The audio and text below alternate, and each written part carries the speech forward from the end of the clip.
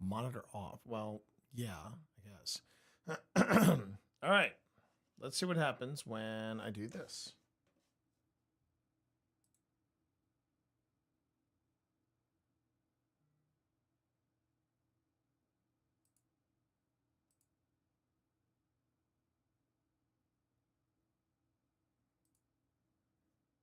Anything happening here? Oh, that's not good. That is not good.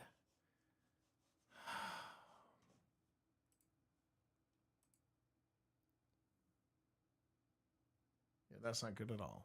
That is not good at all.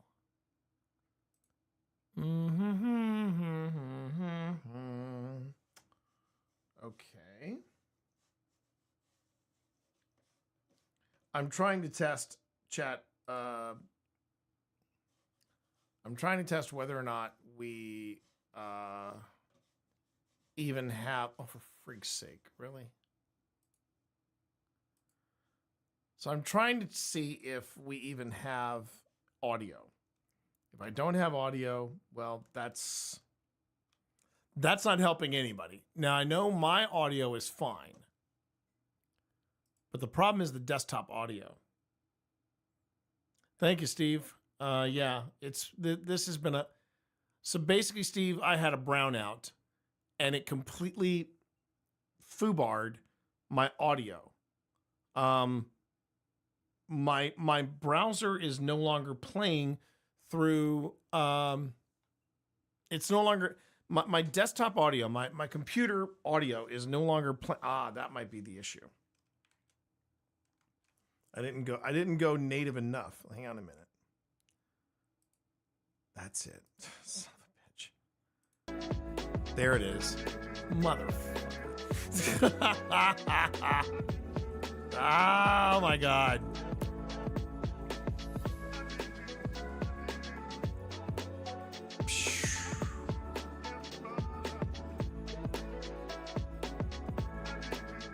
Hi, Steve. Man, I've never had a brownout do that before. I've never had a brownout do that. That was no bueno. I don't mind saying that was no bueno. No bueno. I know. I've been yeah. I bet it's good, isn't it? I bet it's good. I bet it is exceptional, isn't it? It is an exceptional game.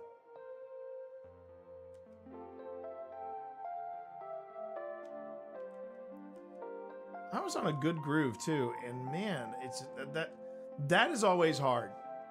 When you get on a good groove and then something beyond your control just kicks you in the teeth. That's kind of a bummer. But there you are.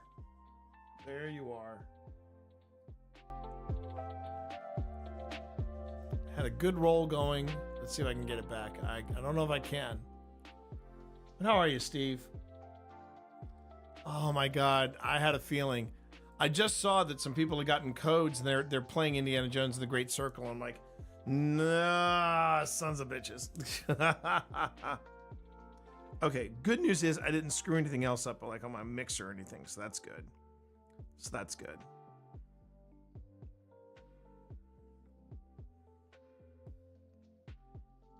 All right. And okay, well then let me go back. Oh, Steve, by the way, I wanted to say, since you're here, thank you. Oh, that's so very cool.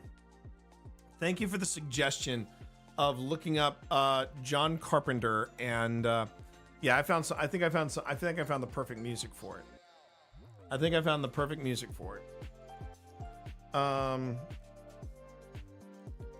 This is not it, but okay. So here are all the things that I what? Wait. Oh yeah. So what I think I'm going to do is I'm going to go on ahead. I'm going to forge ahead as if nothing's wrong, and I'm just going to start working on the Satanic Panic. So let's see. I'm doing 1080p 59, yeah. Actually, no, I'm not going to do that. Instead, I think I'm going to just duplicate one of these and then, yeah, just to be on the safe side. Okay. So I'm going to go on ahead and I'm going to duplicate this.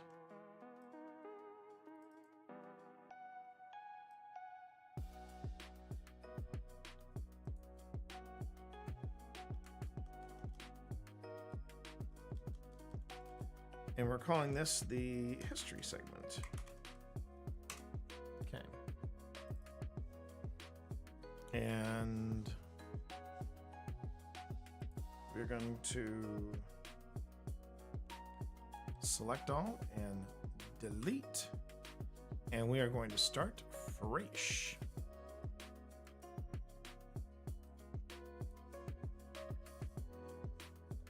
Oh, and I just realized something too. I'm gonna need to pull some stuff that I don't have here. That's fine. Let's see. Okay. All right, for those of you who stuck around or came back, thank you for coming back. I had a bit of an issue. So what had happened was, just so you know, what happened was, where we live in Lynchburg, Virginia, we live in the heart of the valley, basically. We live in the heart of the valley. And because of that, what the hell is this? Okay.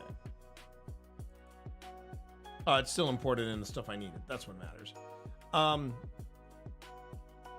So we had a bit of a hiccup, and on this side of the valley, yeah, we basically, if the wind is blowing, yeah, we might lose power, and that's exactly what happened. We lost power, and it was for a brief second, but man, when you lose power like this, it's rough. Hi, Kathy. Hope you're still there. Sorry for the hiccups. If you've been long enough here and you've been watching, but yeah, if I seem discombobulated, that's what's going on. I'm trying to figure out what happened, what I can fix, where I can fix it, and this is the fun of being a streamer, of being a live streamer and content creator. When you don't have a crew like some people do, and you are the crew, you got to figure out how all this stuff works. And sometimes it can get a little overwhelming. You know, it can get a little overwhelming. But let's see. But I think I've got it all. I think I've got it all under control now. I hope. Famous last words. Stream was off to a great start, and then the brownout happened, and that did not do it. Hello, welcome back there, Zodi. I finally found the option that I needed to hit. So there's that. All right, so where is Premiere? Okay, there's Premiere. Now, I just need to look over. Okay, so yes, I do, and I'm talking to myself. I do want to bring in another project so I can get the elements that I need from it, and then just drag it in there, because I'm lazy that way. Okay, and we'll go with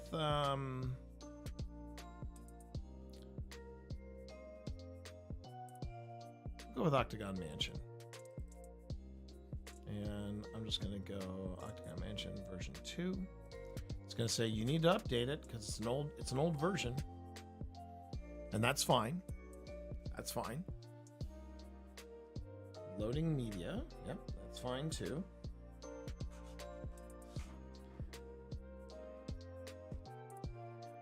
It feels like this week, for whatever reason, feels like this week has been kind of working uphill to try to get stuff to work. I'm glad I got this today because I think I'm going to keep it simple, do what I need to do, and then enjoy the evening, because man, that's frustrating. It's frustrating to get that far into a project only to have it just completely foobarred you and throw off your groove. But sometimes that happens. Jeez. Still locating media? You shouldn't have to locate that much media. Well, please don't tell me I broke Adobe Premiere.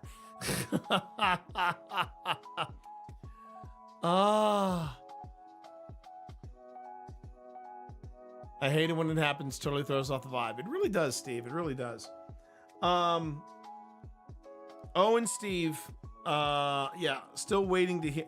Just so you know, still waiting to hear on what's going to be happening at the end of this month that I told you about, that I'd love to have for you to participate in, if at all possible for you. Oh, there we go. Now it's locating media again. Great. But as far as I know, right now things are looking good. If anything changes, I'll let you know.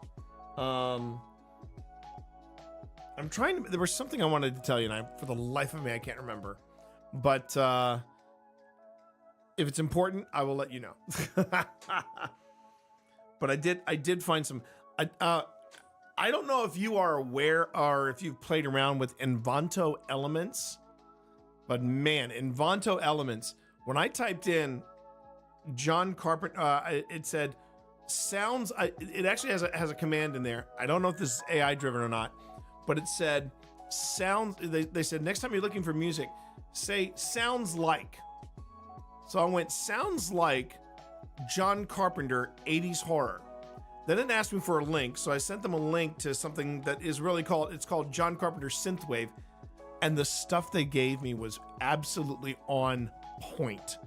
Once I get the groove going in here, you'll hear it.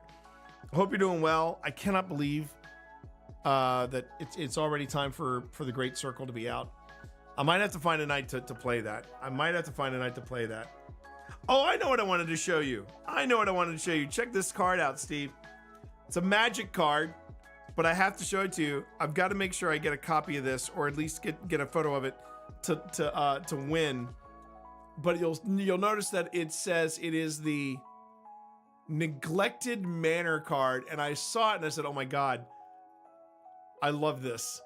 I love this card so much." I'm like, this is what Linville looked like before Wynn got to it. So I have to see if I can, as soon as I get a copy of this card, I'm going to get it framed, because this is my card, but I'm going to get it framed and all that. I do hope you can make it for the thing that we're planning at the end of the month. I really do. But I can't wait to hear what you think of Indiana Jones. I can't wait to. How is it accessibility wise? If there's a character called Gladys, it'd be too spooky. Gladys is our girl, Marv. You know that. Welcome back, everybody. I know that we're probably slowly getting back. Oh, are you kidding me? What do you mean you're missing these clips? You shouldn't be missing any clips. Stop it. Oh, geez, you are missing it. You're missing a ton of clips. Okay, the good news is that the clips that I'm missing, I don't think I have to necessarily worry about. I'm just gonna say cancel, and then I'm going to. What now? Okay. It's telling me I don't have fonts. I'm like, look, I know this. Just let me get what I need, and then I will get out of your hair. Okay.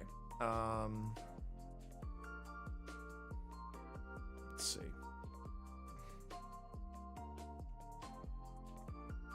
Of course, if it's the clips that I need.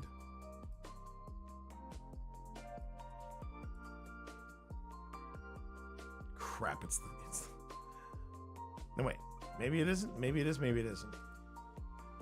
Crap! It is. Son of a biscuit.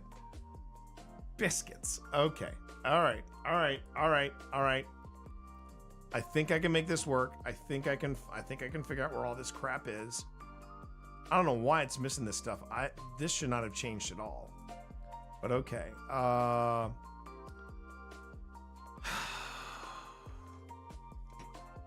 Link media. Okay.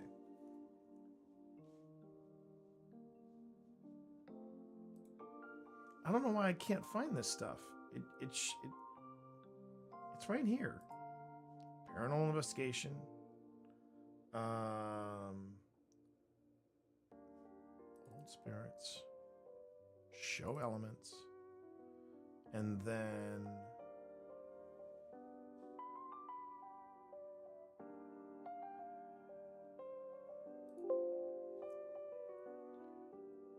video. Oh, jeez.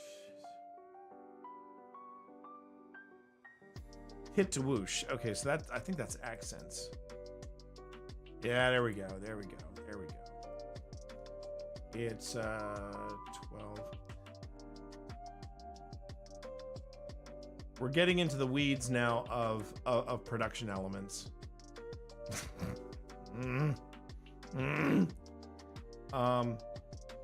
Show elements, accents. Hit to whoosh. Okay, so it should be in here somewhere. Why don't you see it? Show elements, access. Oh, I didn't go there. Hold on. No, I did. I'm here. I'm winning today. I don't have a final exam. There you go. We should be back, Scott. We should be back. 124661. There it is, right there. 124661. Okay, so I found that one. And then I need this one. Link media again. And then locate. Accents. So it's the same one. I don't know why it just foobarred on this, but okay. All right, you do you. Old spirits.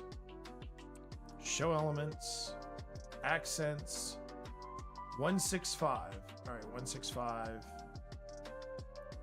165. 8217. Go. All right, almost there, everybody. We got... Really? This is offline too?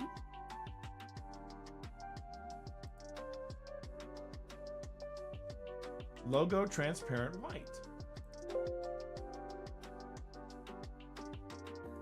Wherefore you look there. I don't understand why you're doing this to me. All right, so this time it's logos. And then it's logo transparent white. Logo transparent underscore white. There it is. All right. And then the last thing is this. Link media. You know, it would have been easier if I just freaking rebuilt it at this point, but oh well. Thank you. Thank you. Thank you. Premiere for making this a lot harder than it should be. Okay, video elements. This is oh no. Haunted Hopes. Okay.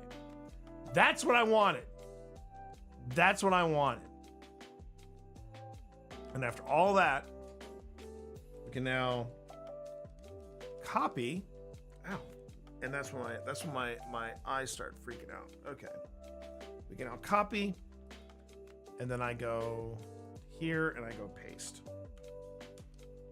And it's all there. Everything I need. Long Tall Sally, she got everything I need. It's all right here. It better be. Yes. Okay. Ow. Ow. Okay.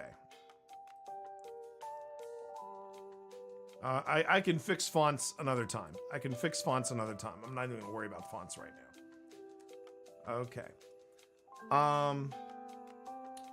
So this is case file. We just call it the Satanic Panic.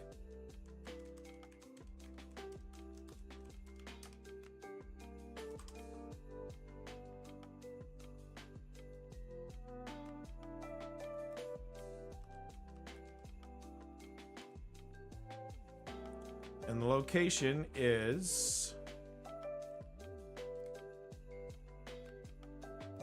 Oh, we can actually just say Linville Manor. And then, ow, man, ow. Well,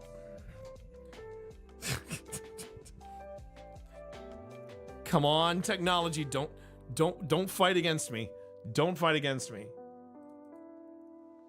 And then we call this. Oh, how about what is?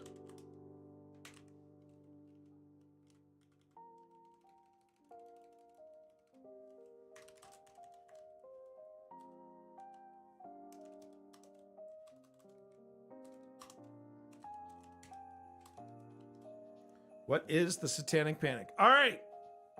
All right. I think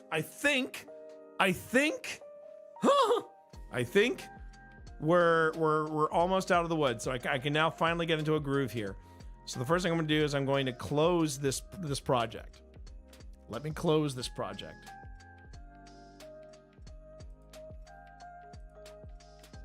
And I'm gonna not worry about saving it because it should be. No, I'm gonna save it. After all that, I'm gonna save it. Yo, big homie, how are you? Thank you for coming in. Thank you for saying hey. Okay, QR code for fundraiser. What about it? What about it? Is it not working? Is there something off about it? Let me know. Okay, now I can come over here. Okay. So what you heard me speaking through was a little bit of pokery jiggery to get to this point. I'm going to be fixing the fonts later, and probably on the Mac side. But this is what I wanted to start with, and if I recall correctly, it should just give me. I should just get the pop. And then everything else that I normally get in an episode. There you go. All right, that's how this segment's going to open.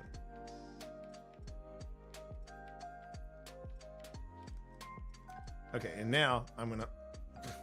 Jeez, what are you doing? There we go. There we go. Okay, now we're going to get into the new music and the actual production that I have been hyping since I went live. Okay, yes, there is. So let me go on ahead. You know what? Before I do that, I'm gonna go and get some rehydration. I need some rehydration. Oh, okay. Let's fix this, shall we? First things first. I'm gonna set something up over here. Something you can't see on my end, and then I'm gonna do this. And then I'm going to do this. Yeah. Okay. Now I'm set and ready to go. So what I'm about to do tonight, everybody, this is ghost hunting related, I should say. Yes, I do need to hydrate. This is ghost hunting related. But what I'm doing is I'm working on something that I call the history hit. And the history hit is where we explain the history of wherever we are, give a brief little review, let people know what we're about to get into. I've already recorded a voiceover, and along with the voiceover, I've also got some video that I'm going to work in, and you're going to see me build the history hit. And this history hit is going to be explaining what exactly the Satanic Panic is. I had to do some research on it myself. And the funny thing is, I lived through the Satanic Panic. So, yeah, that's kind of interesting. It was really interesting to hear about what people attributed the Satanic Panic to. And that's where you're going to find out just as soon as I get some hydration. And then we're going to hop back into this. So if you haven't taken your meds, please take your meds. If you haven't stretched like I have, make sure to stretch.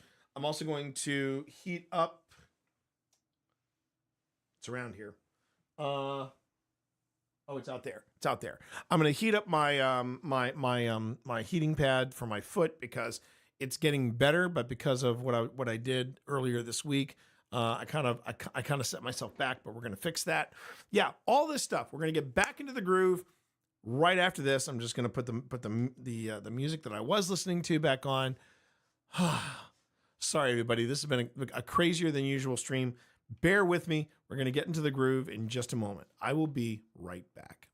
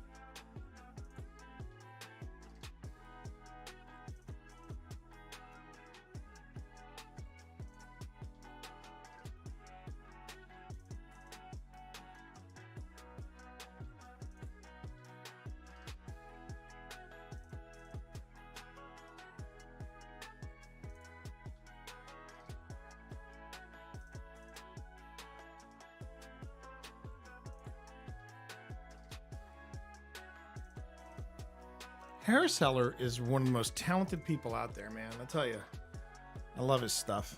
I really do. All right, here we go. All right. So I'm going to give a pause to this, even though I love his stuff. I'm going to give a pause to this because we're going to get into Premiere. All right, so first things first. Just going to set this up. And this is the intro that you have, that I've had for every episode. And it's just this thing where I go on ahead and I get people up to speed on what it is we're investigating. Now, this was the Satanic Panic experiment. So, yeah. You can already see the mood we're going for here. Let's go here. We're going to go... I'll drop that here. Ooh, no. It's going to go over there. There you go. And then we have the music. Now, I can't wait to lay this music on you guys. There's some okay. I'll be going into hello. Where's the music? Oh, it did it not import the no, it had to have imported the music. All right, hold on. History hit, stock audio. What? All right, hold on. Did I not? Okay, I might. This might have been user error. I'm not gonna pin all of this on technology. This could have been a user error thing. Hold on. So we go to the window. In the window, through the wild one. Okay, history hit, stock audio. Oh, it's all zipped. That's on. That is on me. Ooh, that should actually be. I should take this, cut that, and put this. I'll put this here. Clips. All right. Come on. All right, I'll wait for it to do that. Meanwhile, I need to move. Oof.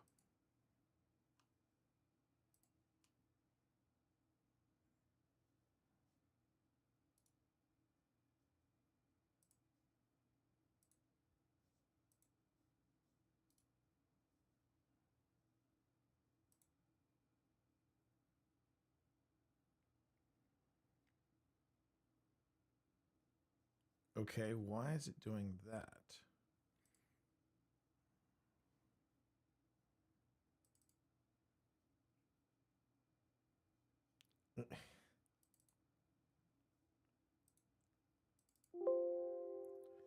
Access to man.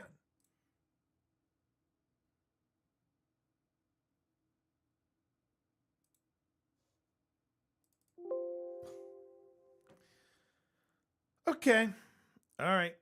It's going to be like this. Fine. It'll be like that. I'm just going to go ahead and just get rid of it because it is pissing me off tonight. I've already got this, so at least there's that. Okay. Instead of cutting it, I'm just going to copy it. That seems to be the safe one to do. It's still trying to cancel it. I don't get that. Why has everything been so much harder tonight? This has been really. It's been a bit of a pain in the keister. All right, so let's do this. Let's go to paste. It's still trying to move it. All right, I've got the other music out. The clips I'm gonna need though. I'm gonna need those clips. So here is. Fortunately, plan B. I go to one of many tabs that I have open. Sorry, kiddo. And I go to clips and I say download it.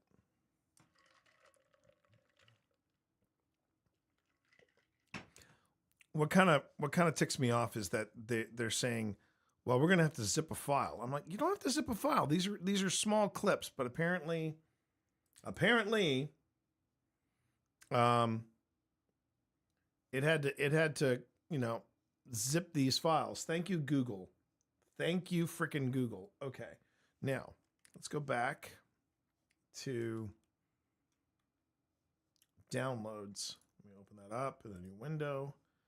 All right, and there's the zip file, but I don't want the zip file. I just want this. See, it's moving. It's moving at a clip.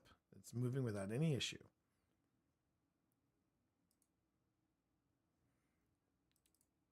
And there are my clips. Okay. And let's see.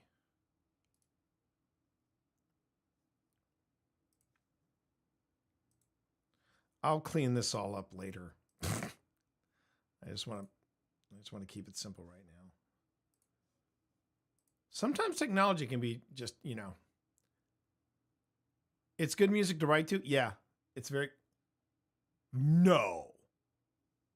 Oh, replace the file and destination. Yes, replace the file and destination. That's fine. And I had a heart attack just for a moment. All right, I think I got everything. Now, to the music. Let me play some of this. Let me play this 80s-rific music for you. Okay, so I can now go over here and import all this stuff. So let's go to history hit. We're going to stock audio, and then I want that one. I want this one, and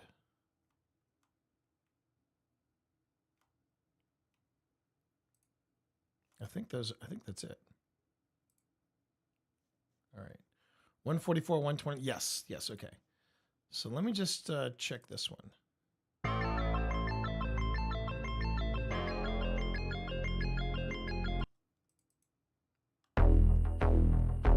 I think that's the one we're using. Don't worry. I'll take it down.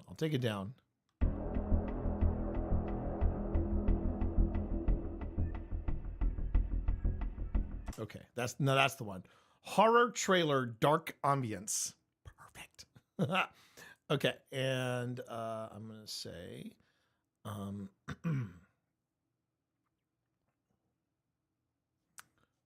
right. So I'm gonna grab this. Move it over here. So what I did, chat. What I did was I put a request. I put a request into Groovy. I put a request into Envanto, which is the service that I use. And there was one that I was just talking about with Steve, and Steve's like, "Yeah, I'm familiar with it," because of course he is. And yeah, this is oh, hang on. There we go. Perfect. So here's how it sounds.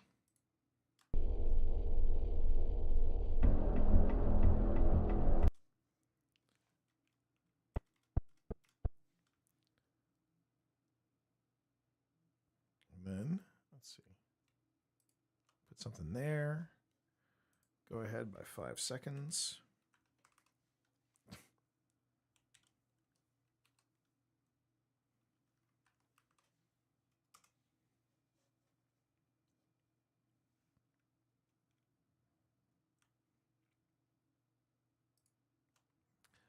So what Steve suggested, and I thought it was just an absolute stroke of genius, was Steve said, "Oh, I think very decent pricing, Sly Gamer. I'll show you the whole thing once I start, because there's a couple things I'm gonna have to download." So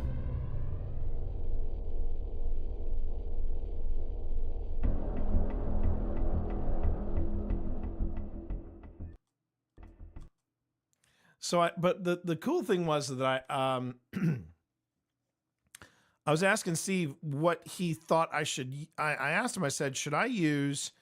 Did he think I should use something spooky, or should I use something a little more 80s sounding? And then Steve said, you should use something that's spooky from the 80s. And I said, oh, you're talking about like from, what was it? I said, oh, from like a John Carpenter movie. And he said, yeah. And that's what got us to this music. And I don't think I've introduced Sam yet to any John Carpenter film yet. They just saw The Conjuring. I don't know if that means that they're quite ready for The Thing, but I'd love to introduce you to The Thing, Bear. I would love to introduce you to The Thing. But that's an intense sit down. I'm the first one to say it's an intense sit down. Why is the history voiceover blank? Jeez. I do have kitties. Okay, so does that mean that this is blank? Growing up between 1980 and 1989 was hardly the neon-decorated picnic that retro entertainment makes it out to be.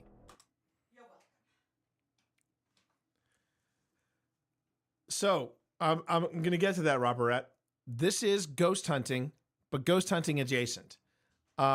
This is the history hit that you get with whatever is currently in production. And right now I am doing something about the Satanic Panic. So yes, it is part of the live ghost hunting process, but it may not be what you expect. So there it is. All right. So I've got the voiceover laid down. I've got the for opening clip. And you're gonna bounce. Okay, stay warm, Bear. Stay warm. And I'm gonna put in here. I'm gonna just say overlay this.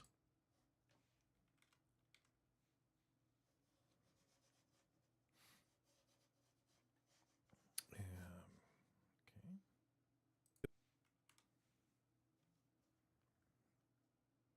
And I might even be able to just do a Control V. Wait, did I not remember? Oh, no, it didn't remember it. Okay.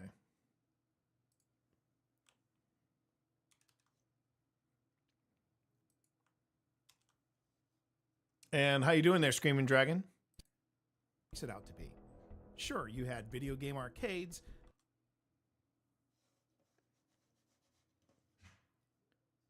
Video game arcades.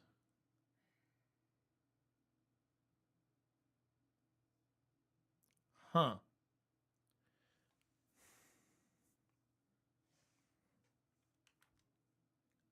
I thought the Big Daddy.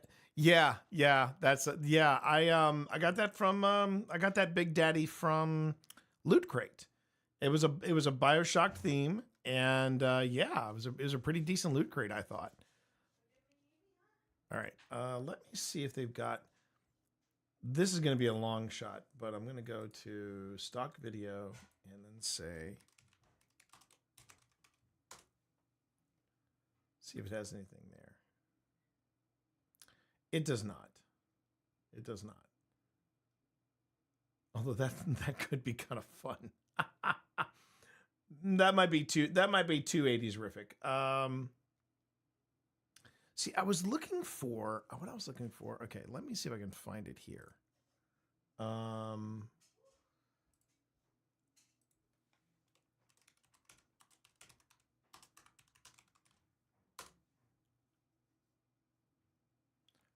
this might actually be it. This might be it. Hey, everybody. Stanley Switek, coming at you from beautiful downtown Miami Beach. I used to dress like this. Feel good. 10 money. Brian Dennehy? Why should Good you send God. money to me? Because when I preach and make you feel good, I do it for the money. Philip Michael. Man, this is a flashback. What? God. Such a good time. The 80s. I'm trying to find that. I might actually go back. There we are. That's what I was looking for, everybody. That is exactly the shot I was looking for. So here's how we get it. We just do a quick pull from I gotta go OBS. Okay, so let me pull up OBS. There's always room for Miami Vice, baby. Always room for Miami Vice. Yes, it is. If you're wondering what the thing is in the foreground, yes, that is that's a Big Daddy from BioShock, and I love my Big Daddy. Okay, so how I do this is I go on ahead and I hit start recording. I then go full screen here. And I'm the first one to say yes. The this kind of dates me. I was very much a Miami Vice kid, and I dressed in the fashion, everybody. I didn't dress in this fashion. But I dressed more like this. Wait for it. That shot. That was how I dressed back in the day.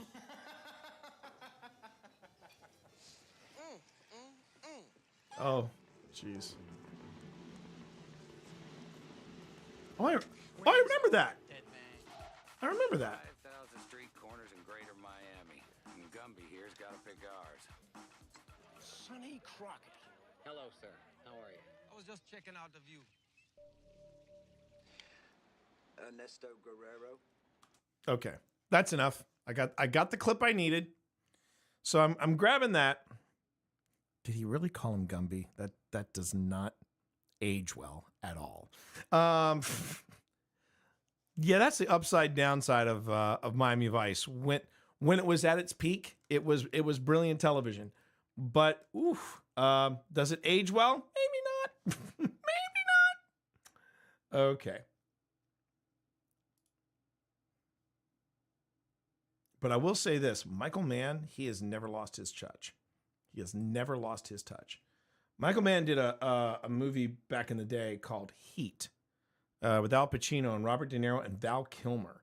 And it still, for me, it still stands as one of the best movies, like crime movies ever.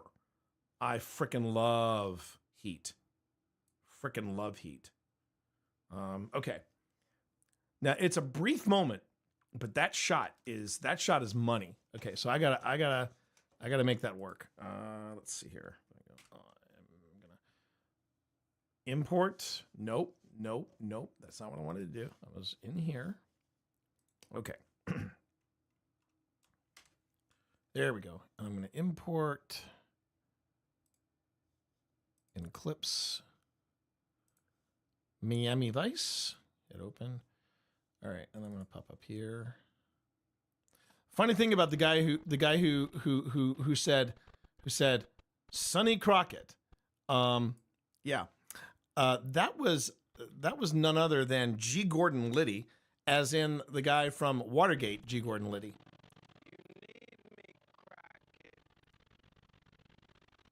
Yeah, but that shot of him right there. That shot of those two guys, man. I had the pastel t-shirts. I had the coat that I'd wear over it, the blazer. God, I thought I was bleeding edge cool. I really did. I'm glad I got over that phase of my life. Okay, and I'm going to overwrite it. Oh shoot, no, I'm just no.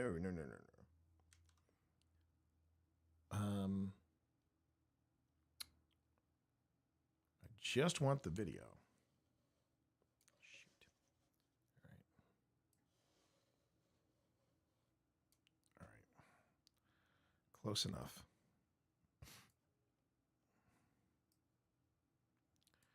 And let's see. Now we have to do a little bit of tinkering. So to cheat, I'm going to slow this down to 60%. And then I'm going to make it widescreen.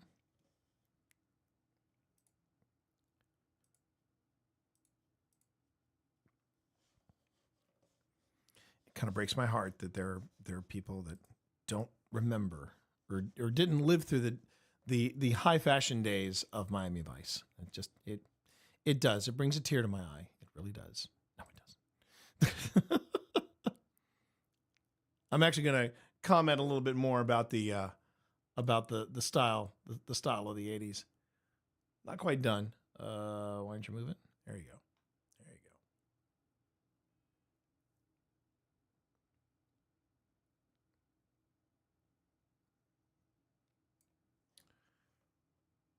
It was a good look back in the 80s. I'm not lying. It was a good look. Okay. So makes it out to be.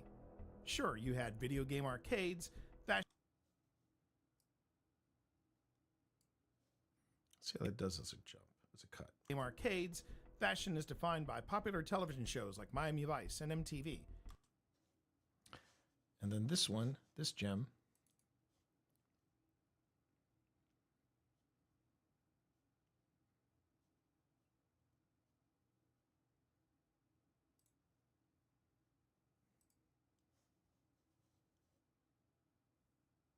Come on, drop it in there. There you go. So let's see how that looks with just jump cuts. Sure, you had video game arcades. Fashion is defined by popular television shows like Miami Vice and MTV. And hair that was that much closer to God. But you also had the fear of nuclear war. But you also had... Welcome to my childhood, everybody. Let's see.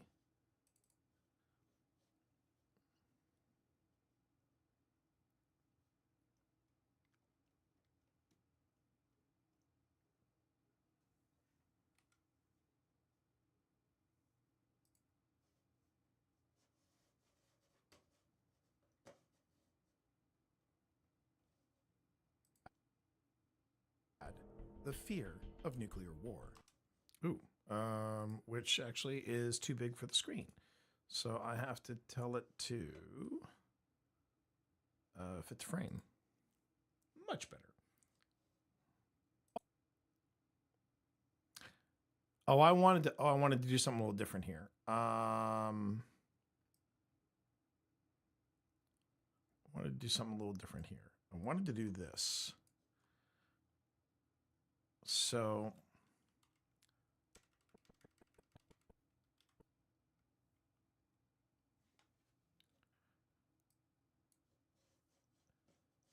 we go back to this copy.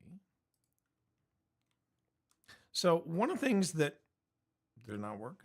Oh, right. There we go. So one of the things that you'll see in a lot of these different ghost shows is you'll see them do some type of some history at the beginning, and then I'll do an interview with the people who are there. We do it a little differently. I might have to use the arcade from Tron.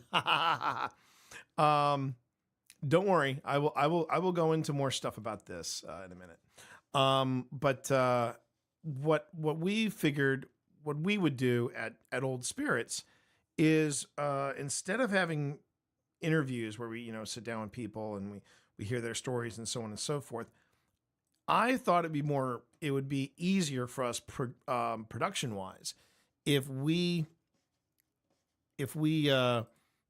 just did almost like a Ken Burns style thing, where it's like, okay, we're gonna talk a little bit about the history, but we're going to illustrate it with different images and put motion to them.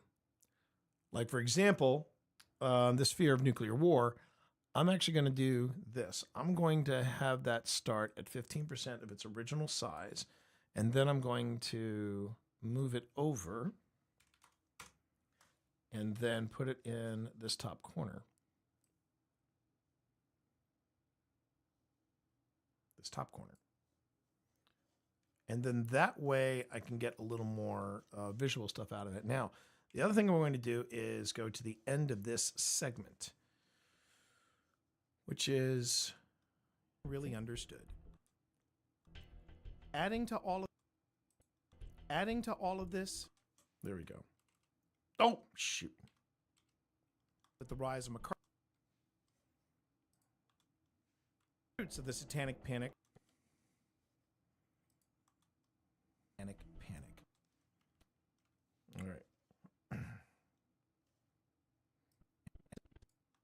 The Satanic. The Satanic. Adding to all of this. Okay. So right there, we'll have everything fade out. Okay. So, and there, I want it to be, I'm going to make this come up by 10%. So let's do a scale there and keynote here, keyframe here. Go to the end and all right. The fear of nuclear war, the threat of the threat. Okay. History hit, video.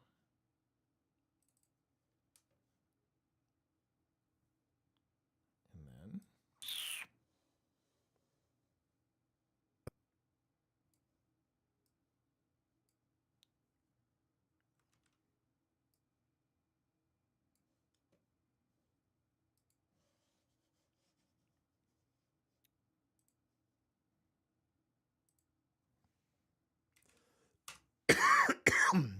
okay.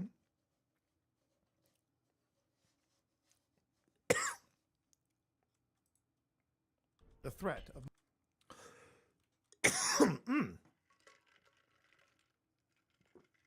cheers, everybody. Okay, now we just got to place this thing where we want it. How about put it over here?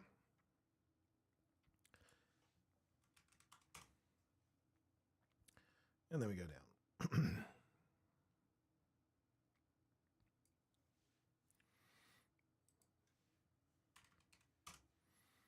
All right, and then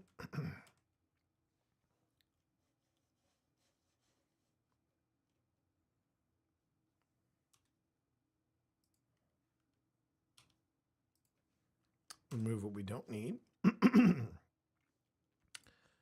And let's see, we're going to add in keyframe and then another keyframe. Keyframes are basically this thing in in Premiere that basically say, okay, you're going to have something happen here, you'll have something happen here, you'll have something happen here. And and most of the time when I use keyframes, it's real simple. It's just, okay, I'm going to have something come into frame. I'll have something at the end of it disappear. So sometimes it's just good before you start playing around with keyframes, just get a feel for it. Nuclear war. The threat of multiple species disappearing from the planet.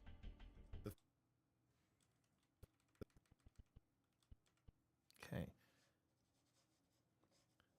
Now we're getting some hardcore history. So we go to clips. No. Where did I put the clips? Come on.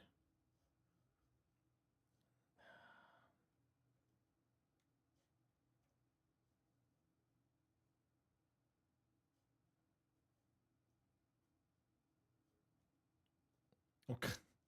Oh, wait, derp. They're in stock video, aren't they? No, they're not. I thought I did put them in stock video. I put Miami Vice in stock video.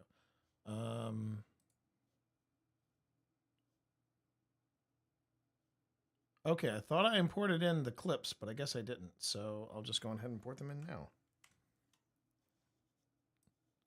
I feel a bit foolish like that, but that's okay.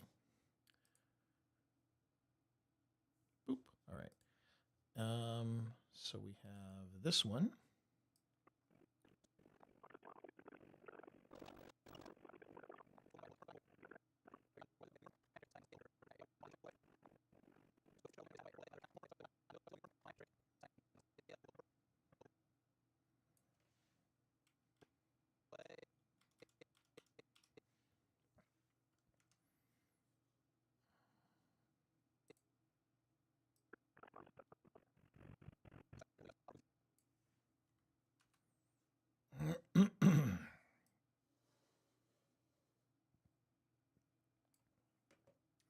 Because you can't talk about the 80s and not talk about this.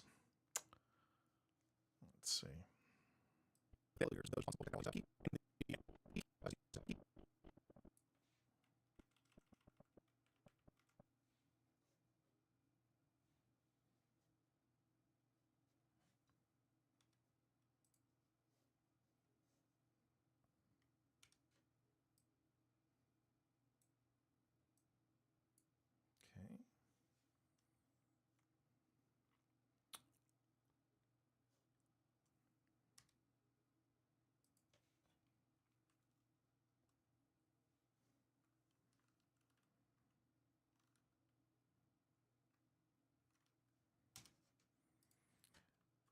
And then what I'm going to do is I'm going to go back and replay that opening segment.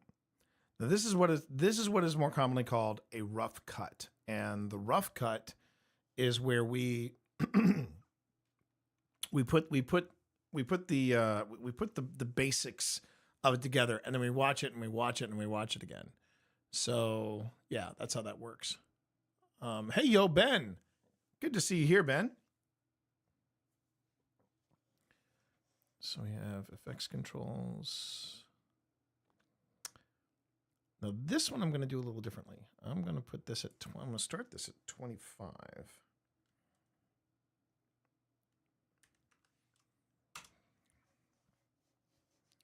And actually I'm going to take this out.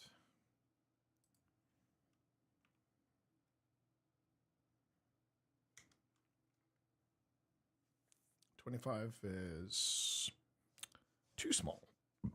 Ooh, pardon me, everybody. So let's do that again.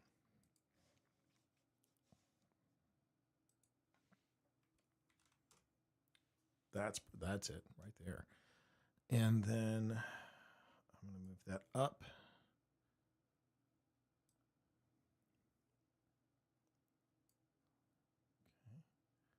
Okay, so they're coming towards, I'm going this way. Yeah, okay. All right, and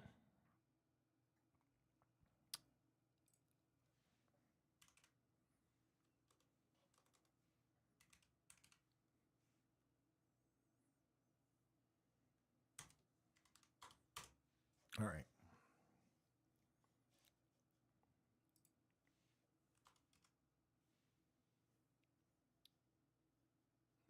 $40. Jump to the end, and so I jump to the end, add a keyframe, and I'm going to make that 30. All right. And at the same time that one comes in, I'm going to bring in this one.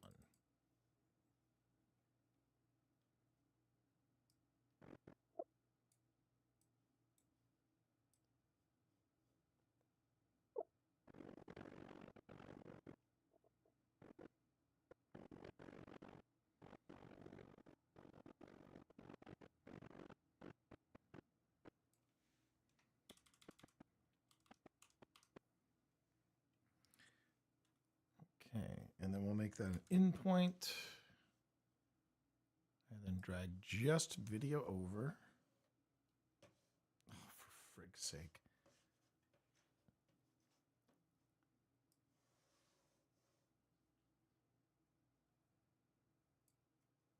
All right. And we take this one also down to 30. And let's make that 35. It's a different, slightly different size. So we'll go there. 35. Go here.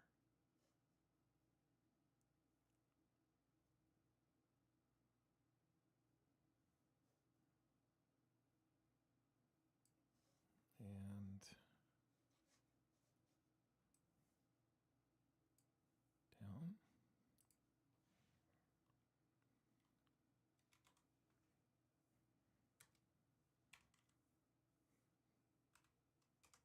down.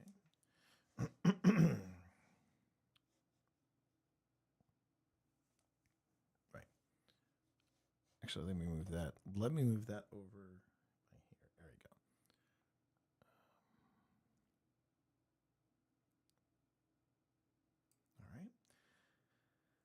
Starts at 35, will end at 20. At 30. At 30. Yeah. Okay. So, yep. I mean, all this is like, you're like, where are you going with this, T? Trust me, when I finish with it, it'll make sense. When I finish with it, it'll make sense. This is the joy of working with video, because when you start to work with video, it's almost like it's a bit like playing Magic the Gathering, if you really must know, because I feel like I have to think, okay, where do I want to wind up? That's kind of the thing. Where do I want to wind up? So I got to think about the ending as opposed to what whatever I want to do next, you know? All right. And I want these things to fade up. So we'll go copy and copy. And then you'll actually see me fine tune it once we get there. Because I got one more piece of footage to drop in. Technology's upkeep and the emergence of it. There we go. Keep. And then the last one.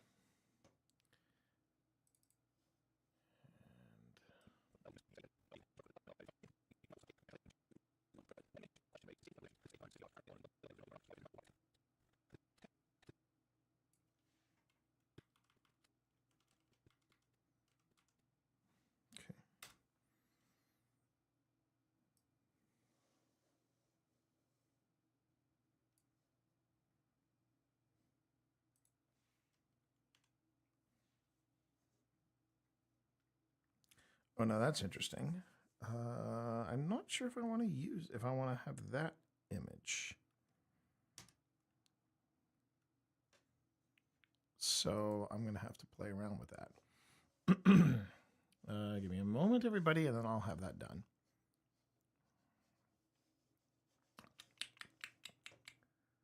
Okay. Drop all that. It's always best to have too much footage as opposed to not enough. That's a tip from your old pal Twitch Dad. Always have more than enough footage to pull from that you need, because it's easier to shorten. It's easier to shorten than if you don't have if you have too much.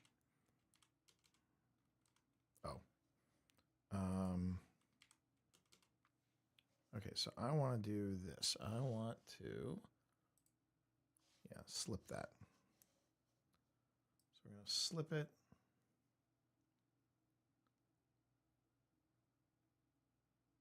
That's what I wanted.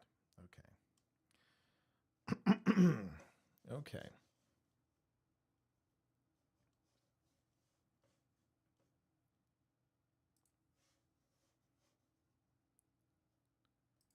Then drop that in. Okay, now we get to the oh, I didn't even see where I placed this.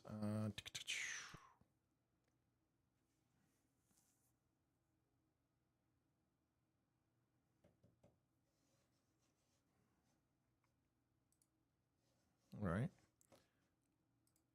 Take that down to 20. Let's see where it puts it. Right smack dab in the middle. That's actually not a bad place for it. But I think instead I want to do,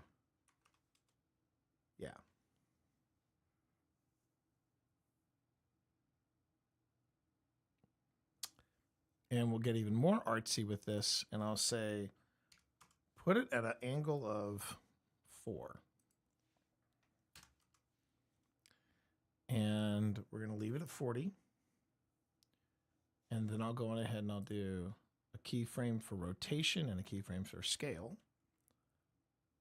Oh, but I don't want to put it there. I want to put it at the beginning. Hop to the end. We'll make it a -4. And it'll be going to 30.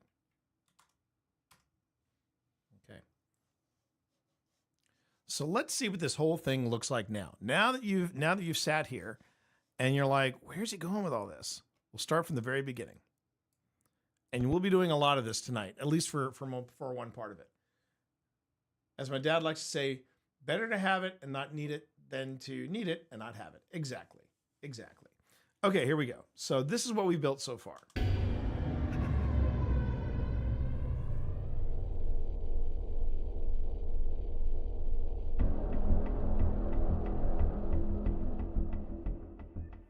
Growing up between 1980 and 1989 was hardly the neon-decorated picnic that retro entertainment makes it out to be. Sure, you had video game arcades, fashion is defined by popular television shows like Miami Vice and MTV, and hair that was that much closer to God. But you also had the fear of nuclear war, the threat of multiple species disappearing from the planet, the failures of those responsible for technology's upkeep, and the emergence of a disease no one really understood. Adding to all of this, there was the Satanic Panic. So I think that is where I'm going to fade to black. So hopefully, yeah, that's where I'll fade to black. So we go, so I paste all that there. And then how about I make it a slightly longer fade. Instead of a 1 second fade, we make it a second and a half.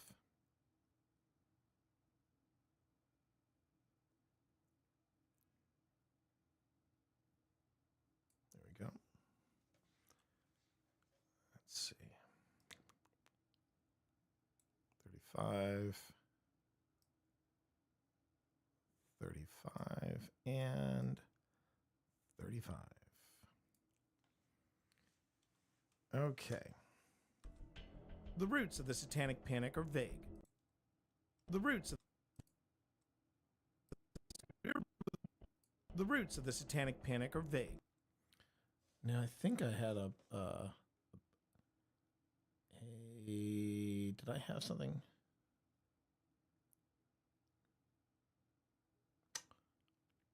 I might have to download some more spooky stuff, but I think I'm going to start with this. You can never go wrong with a goat's horn, you know. The root.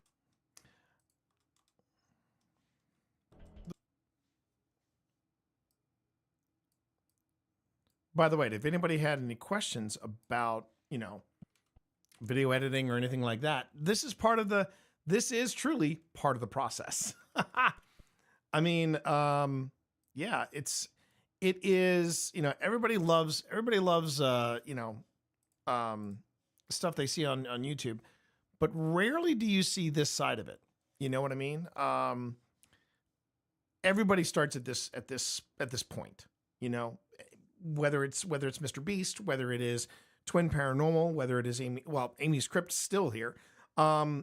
There's some people that they don't have crews. They don't, you know, Sam and Colby didn't always have a crew. Twin Paranormal didn't always have a crew. And Mr. Beast definitely didn't have a crew.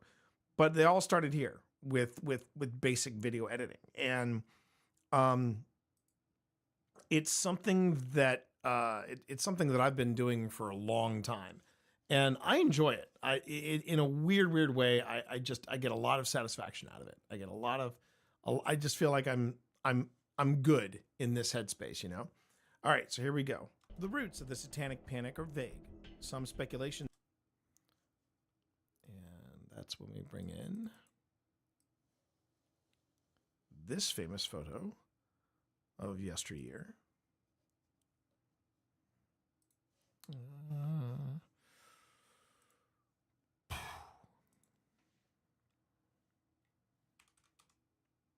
Yeah, let's go lower.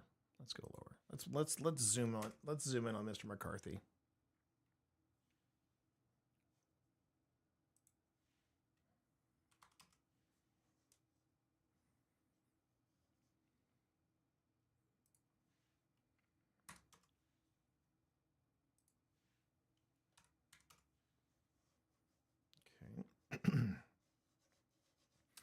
and I tend to really enjoy the the, the style that a lot of people call the Ken Burns style, which is they basically give motion to still shots.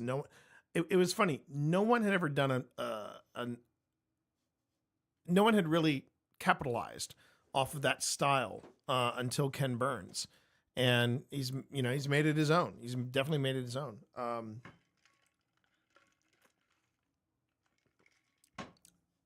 But this there's a lot of impact you can do when you just put basic motion to photographs. Okay. Go to there, and we sorry everybody.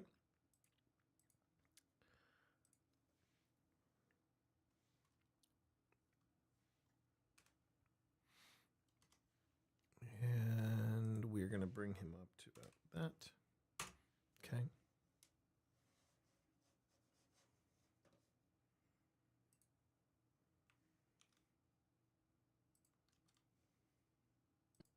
Some speculations reaching as far back as the 1950s with the rise of McCarthyism and the fear it conjured.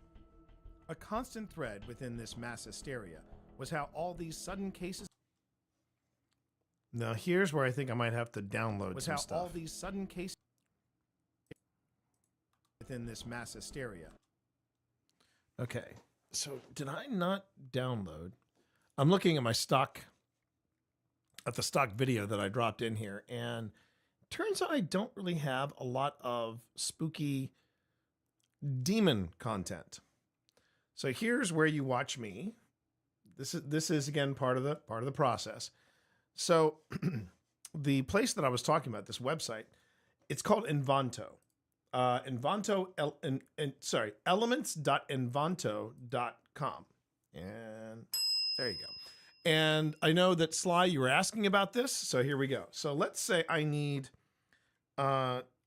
demonic ritual.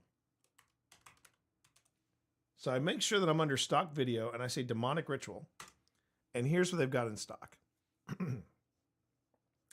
I think, and now what I'm trying to do is I'm trying to avoid, I got too many friends that are Wiccan, and I got too many friends that practice the Wiccan religion. So I'm trying to avoid anything with a pentagram, because it's not the pentagram itself that is demonic. It is the position of said pentagram. And even then, it's not necessarily like for example, this one right here. I'm not going to use this one because the pentagram is upright. That's Wiccan. It's not necessarily demonic. The way it was explained to me back in the day, and when I say back in the day, it was when I dated. I dated I dated somebody that was a practicing Wiccan when I was working at the Maryland Renaissance Festival. Shocker that I know. That being said, she basically hipped me on to a lot of it. And there was another dear friend of mine, also Wiccan, guy by the name of Mark Bailey. And he basically said, yeah, if the pentagram is upside down, that's problematic. It's like, oh, okay, well, that works. Now, I could go with something like this. I'm trying to find something a little more ritualistic. I'm trying to also avoid... Oh, no, wait a minute. That might actually be... Yeah, that might actually be a good one. So I'll download that one.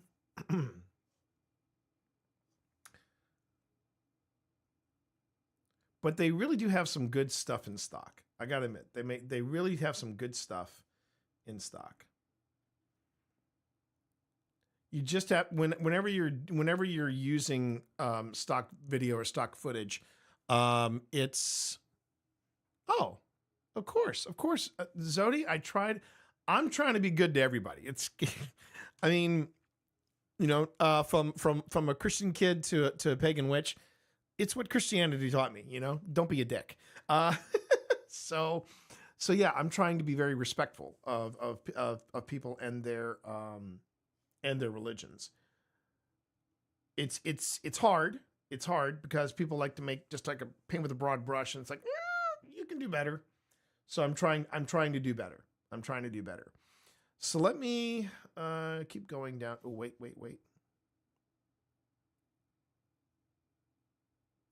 That's not a bad one. Let me Oh, see, now that is vague enough that I think I can work with that. So we'll put that in there.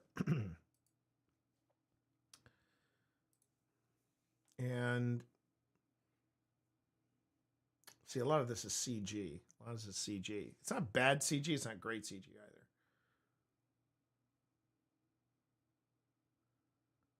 Okay, I can honestly say I've never seen anything like this before. This demon sign symbol VJ loop. I think that looks okay. I'll go with that. Yeah. No pentagrams. So yeah. There we go. Unfortunately, that's not what it taught me, which is why I'm part of why I'm paying. Oh no. I bet you one thing, you and I could probably sit down one day over a beer and or wine or what have you, and or even just something just non-alcoholic and just share notes. I didn't have I had a bumpy ride. I've had a bumpy ride, and I left it that with my current priest. My current priest is awesome. Her name is Gail, and we've nicknamed her Pastor Merida because she's got this big like fro of red hair, and she just mentioned on our first time meeting her, she's picking up archery, and I'm like, okay, so from this day forward, you're now Pastor Merida, and she was all for it. She's actually invited me and my buddy Phil. She's invited me and my buddy Phil to investigate the church, and she wants to tag along. And I'm like, yeah, baby. Episcopalians for the win. So no worries there. I think it's going to be fun. Now, I know that Scott wanted to know about the cost. And you can see, you can go to elements.invanto.com and you can look at the price. When we were looking over the price, I mean, it was the content plus what they were charging for I think it was a yearly subscription. It was so much better than Adobe, And I said, yeah, I think we're going to stick with this one. I think we're going to stick with this. And yeah, they've been great. They've been great so far. So if you're looking for really good stock music, really good stock video, stock audio, and if you recall, the opening of the Grim Gazette, that was an After Effects template that was available here. And I just went on ahead and I just edited it, tweaked it, made it what I wanted it to be. And that was the end of it. So yeah, they do really good stuff here. They do really good stuff. Now, while I'm here, I might as well take a look at something else. So I'm going to go to do I want to do Shadow Conspiracy? Let's see what I get with that.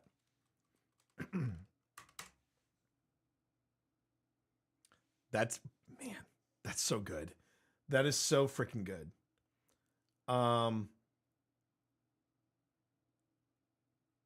Yeah.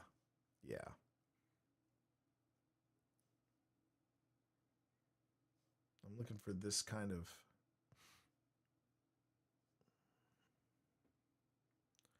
All right. We'll do that one. Oh, let me, maybe not Shadow Conspiracy. How about Secret Society?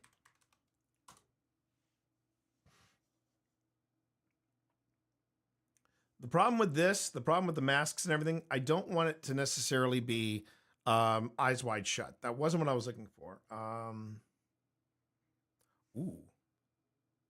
A little too political, so we'll stay away from that.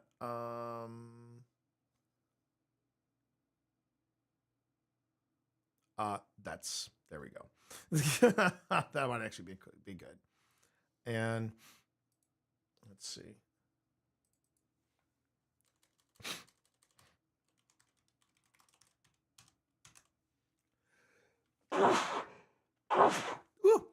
Pardon me, everybody. The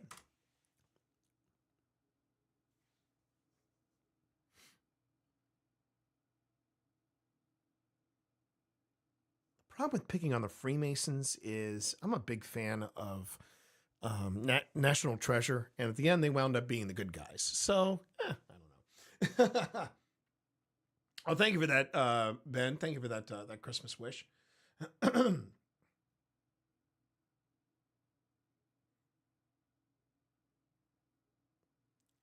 Yeah, that's where you go tumbling down the rabbit hole. That's where you go tumbling down the rabbit hole. Um, that's why I am, not to shift the discussion, not to the shift discussion in that direction, but yeah, that's why I love being Episcopalian, because we're like, oh, you're gay, you're trans, okay, God loves you, we love you, end of story, and that's where it stops, and I'm good with that. I've been very lucky with the last two churches and the people that we've been talking to. Just very, very lucky. I do like this. I don't know why. I do like that. I can't use it in the video, unfortunately, but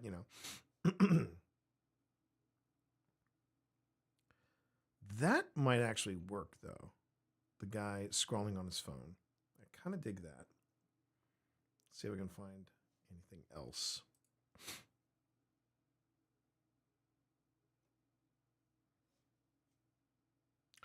Ooh. No, maybe not. I'm trying to find something that's more of a,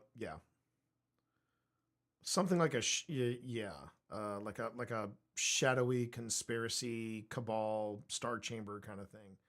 Let me go on ahead and bring this one down as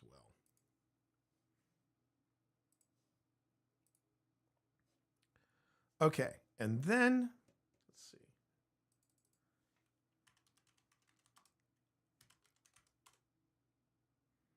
I don't want the kid to be too scared, but I just want, I kind of like this one. I kind of like this one.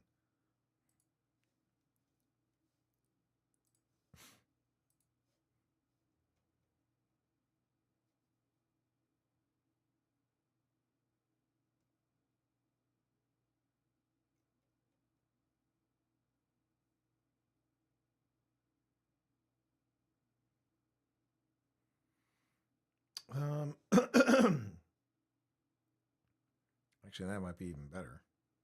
I hate to say, but there you go. All right. So I think I've got the extra clips that I need. Now let's get back to, after they all download, I can then drag them back over here. Let's see.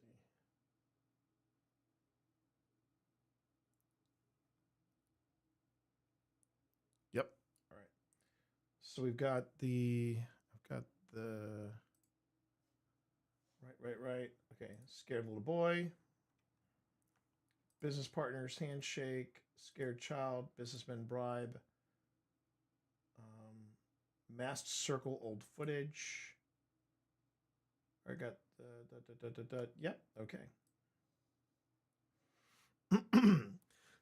So normally I use images. I rarely have done any of these history hits with this many video, but that was the other thing I noticed too, is that some of the different groups that I watch, like, Amy's Crypt, Paranormal Quest, and so on, they're either making their own stock footage or they are going one step further and they're setting up for something like Invanto, and they're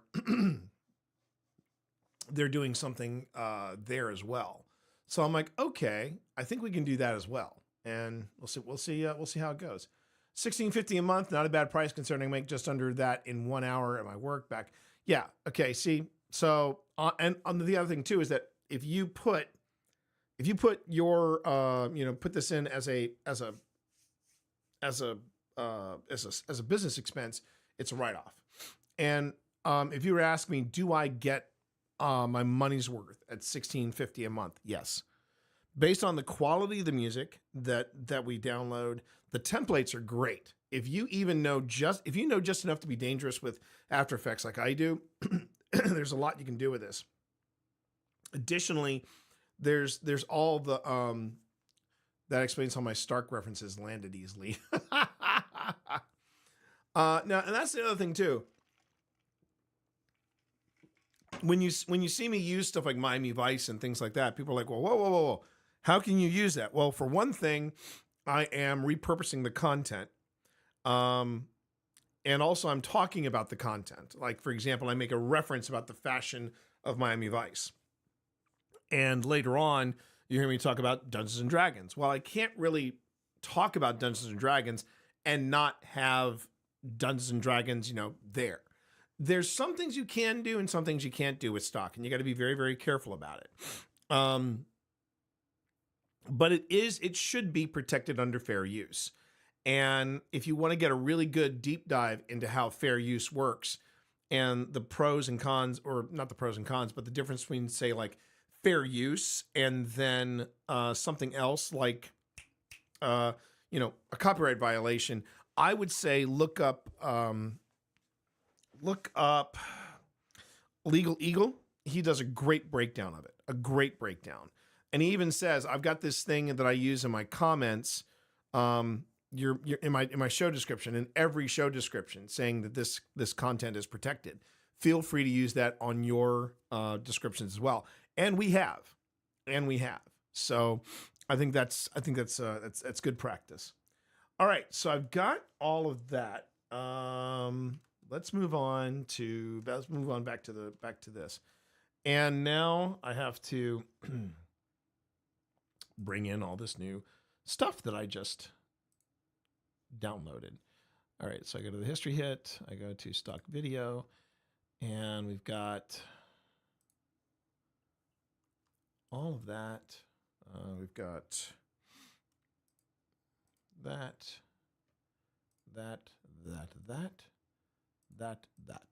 Okay. And we open them. And there they are. Okay, so I think this one is where I'm going to go with next.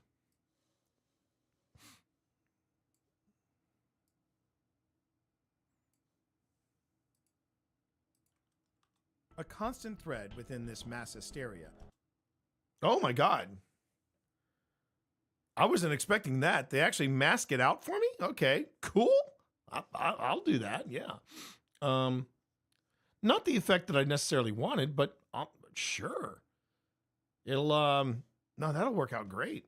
In the words of Bob Ross, happy little accidents. Okay. Fit the frame. There we go. Let's see how this looks. And I'll even slow it down just a little bit to speed duration and 65%. All right.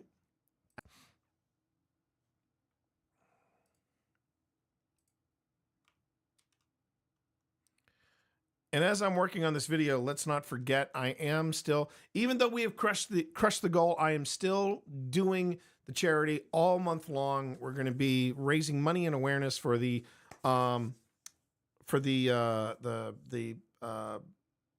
American Foundation for Suicide Prevention, and it's based off of what happened to me earlier this week, and I want to just make sure that we take care of one another and we take care of the people that we love. So yeah, that's what's going on right now. I have not lost track of that. Just want to make sure everybody knows.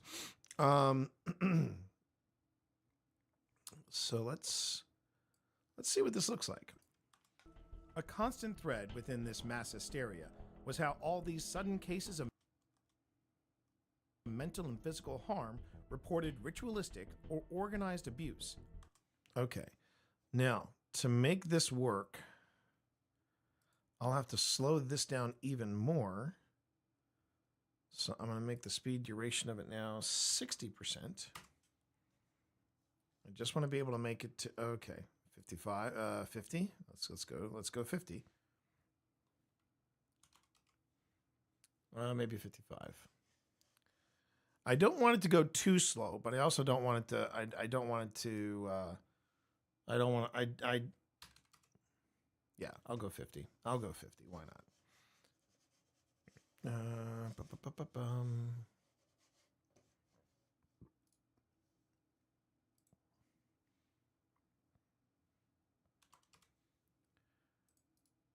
And then speed duration on this.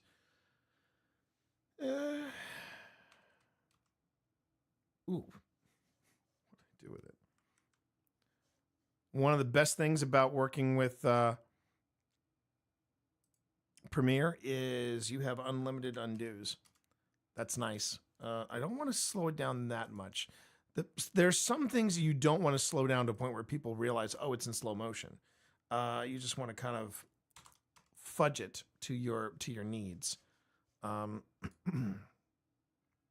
So like I'm gonna slow this clip down of the guy picking up the skull to 85, and then we'll stop it there and we'll switch to something else. Okay, so let's see what that looks like.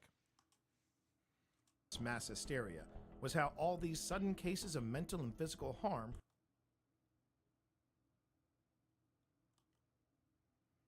reported ritualistic or organized abuse, where victims endured a meticulous ceremony.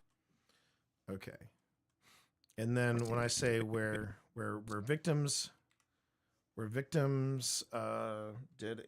endured a meticulous ceremony. So I go back a second, and then we bring out this one. We overwrite it. Okay.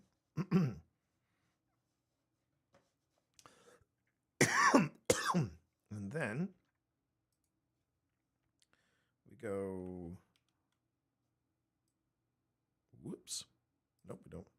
Go whoops, and then, all right. Where victims endured a meticulous ceremony around their torture. Another constant. Well, they zoomed in on it, but I think I'm gonna, what? No, I don't want to render in place. No, thanks.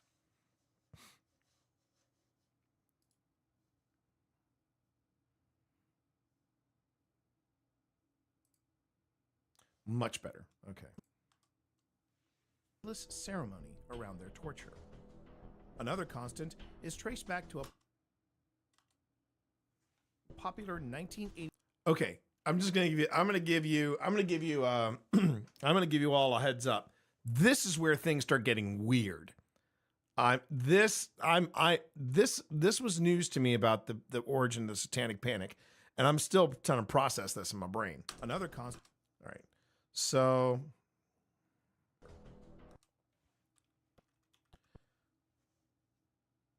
I'm gonna bring this up here. Oh, actually, I'm gonna do this. I'm gonna paste that in. I'm gonna make it a 2-second. Come on. Make it a 2-second fade out.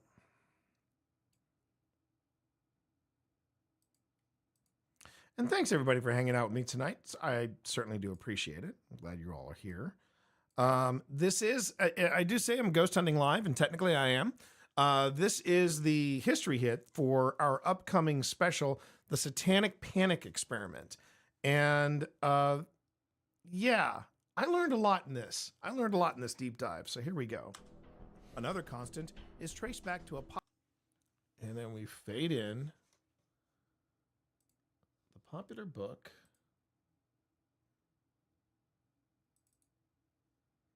Okay, so we drop that in.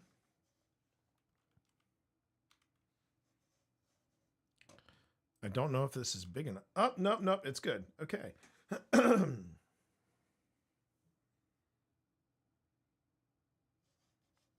those the only pictures I got of it? Yeah, that was the only pictures I got of the two of them. Okay. All right.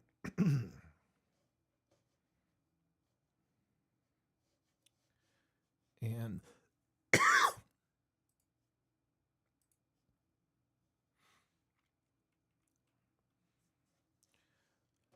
So it drops it in on a default of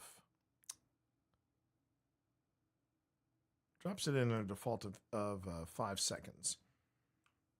And I'm going to extend that a little bit.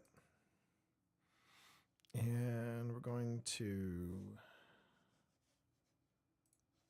make this, drop a keyframe at the end of that.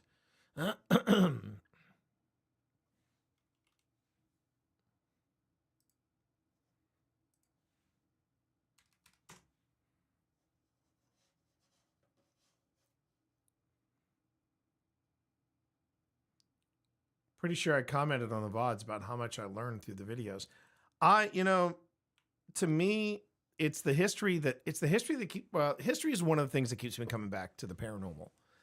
And the stuff that I learned just about, I actually wrote a paper. I actually wrote a paper on D&D and the Satanic Panic. And obviously I was one of those kids that was like, yeah, this is BS. And I think I wound up getting an A on the paper. Someone said, I didn't know half of what you were talking about. They were specifically talking about D&D. And they said, but you know what? It was obvious you did the homework. You knew what you were talking about. So that's all that matters. To a popular 1980 publication, Michelle Remembers, co-written by Canadian psychiatrist, co-written by. Okay, here's where I bring in this one.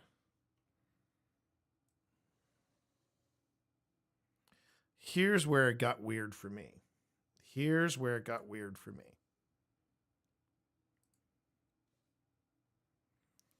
All right, so we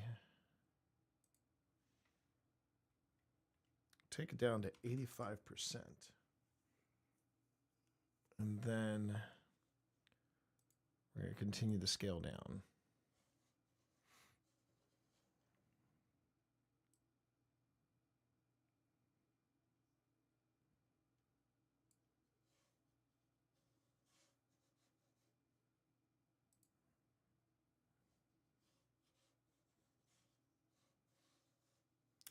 Hey, how you doing there, Finnish guy? Right now we are doing ghost hunting adjacent stuff. We're working right now on the history hit of the upcoming Satanic Panic episode that we're doing. And the Satanic Panic episode needs a background on exactly what the Satanic Panic was. And yeah, that's what I'm doing right now. Just putting together the video. We've got I've got some fun surprises here. I'm very, very proud of how this is already turning out. It's doing all right. Let's go 65. Ooh, let's go 65. All right. But good to see you here, Finnish guy. How are you? I hope you're having a good week. To a popular we're also raising money for suicide prevention. That's another thing we're doing here. 1980 publication, Michelle Remembers, co-written by Canadian psychiatrist Lawrence Pasder and his patient and future wife, Michelle Smith. At the center of this book, the controversial and now discredited practice of recovered memory therapy. I'm wondering if my voice needs a bit of a boost. So let me go on ahead. Let me just take that up 5 decibels. And I'm wondering if I need stock video of somebody getting hypnotized. I'm wondering if I need that. What do you think, chat? You think a clip of somebody being hypnotized would be a good one? Because that's what we're talking about here. And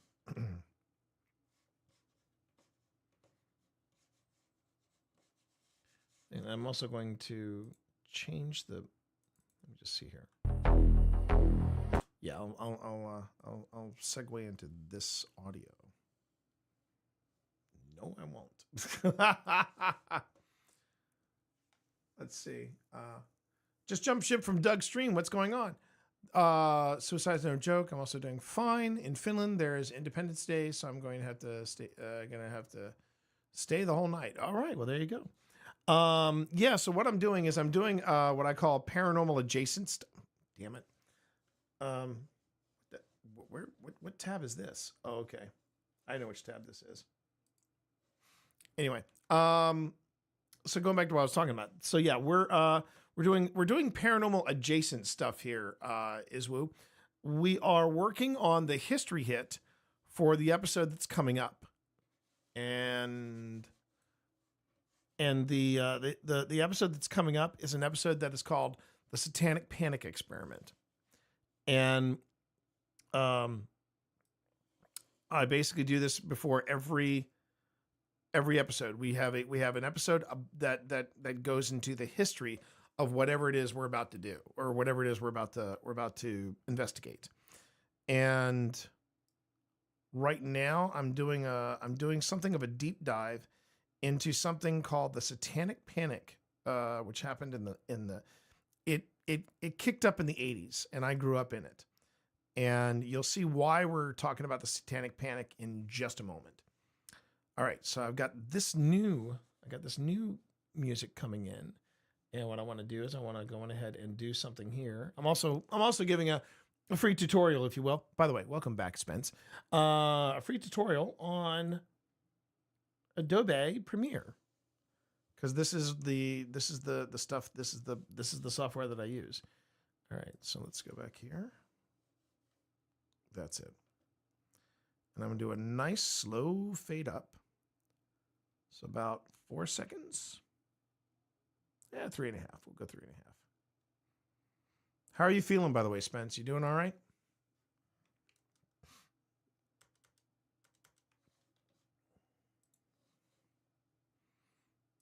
Okay. Co-written by Canadian psychiatrist Lawrence Pasder and his patient and future wife, Michelle Smith. At the center of this book, the controversial and... Wow, that faded in nicely. That faded in way better than I thought it would. Ooh, that was nice. That was sexy. Okay. Now discredited practice of recovered memory therapy. Okay, I think I do need to do some type of... I think I do need to bring in a clip of somebody getting hypnotized. So let's go with hypnosis.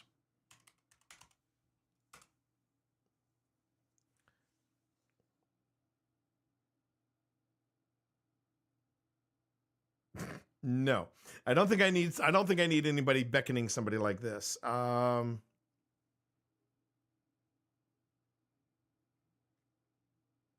that might be interesting. That might be interesting because, because that's kind of the whole idea of the retro therapy kind of thing, or retro hypnosis. Now, I am looking for that sort of stereotypical hypnotist with the pendulum watch kind of thing.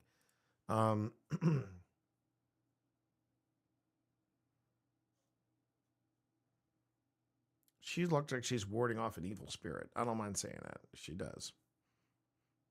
Although that could work really well for this video. The beautiful thing about stock video is that you never have to worry about showing off somebody's face because everybody's signed a release, so it's great.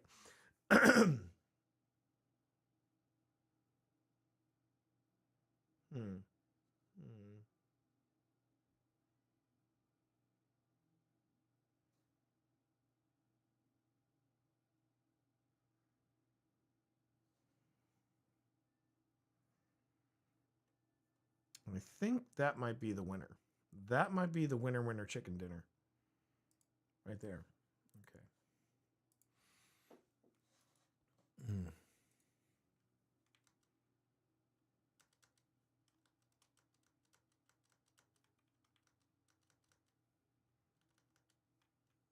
All right. But for everybody that is hanging out on Twitch, thank you for hanging out. For those of you who are hanging out on YouTube, again, thank you for watching.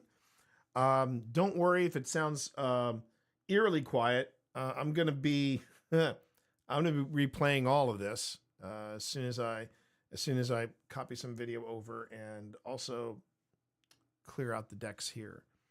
So like I've got that, and I've got this, and I'm going to delete all of that. There you go. All right, and now, oh, there goes my eyes again.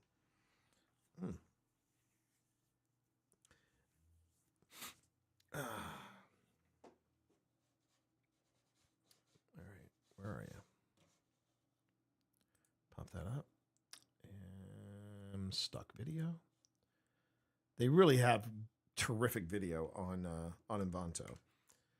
I wish they would sponsor the stream. I'm not gonna lie. I really wish they would sponsor the stream.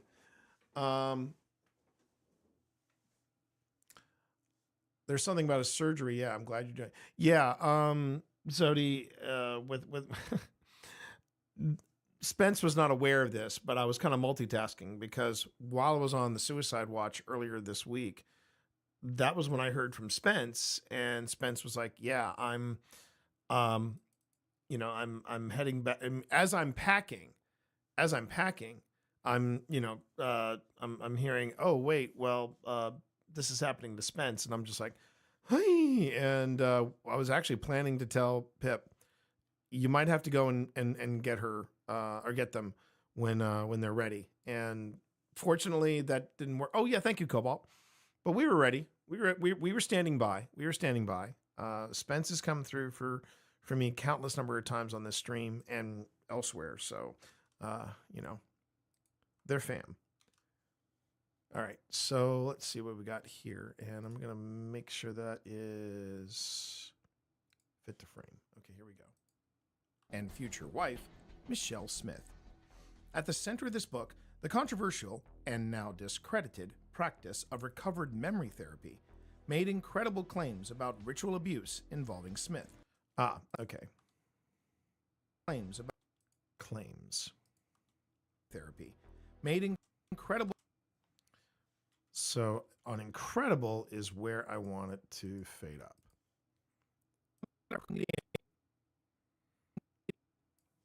Okay.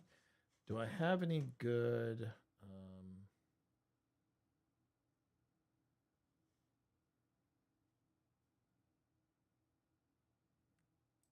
That's actually not bad.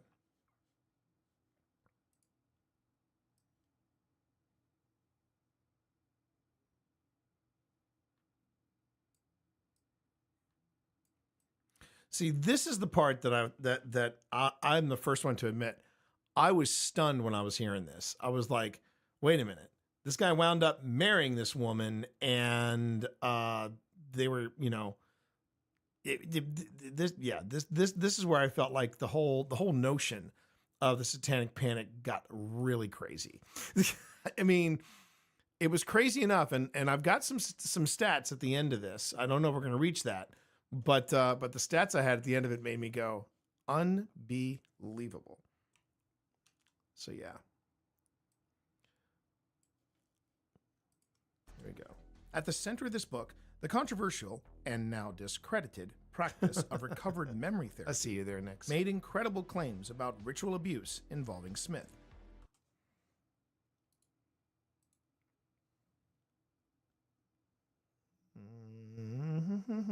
Fit to frame. There we go. Smith. These allegations, wild conspiracy theory. Never feel bad, Zodi, if you feel like your tone is off in chat. It's one of the weaknesses of the interwebs is because you don't have that tone kind of thing. Yeah, I do want it to be a little spooky, man dog, but not overly spooky. Not overly spooky. I love the music though. Steve Saylor is a scholar and a gentleman. Suggesting that and that was the thing. I said, so just real quick, the music, I went to Envanto. Let's see if I want to see if I can redo this. So let me just show you how good Envanto is. So you go to music, right? Or you can do, you just go to music. And then you put in quotes this. Sounds like. And then I said, sounds like John Carpenter horror movie. Okay. And it didn't do what I wanted to do. What did I miss? Oh, no. This is it. 80s Carpenter dark movie background. Listen to this. Audio Jungle.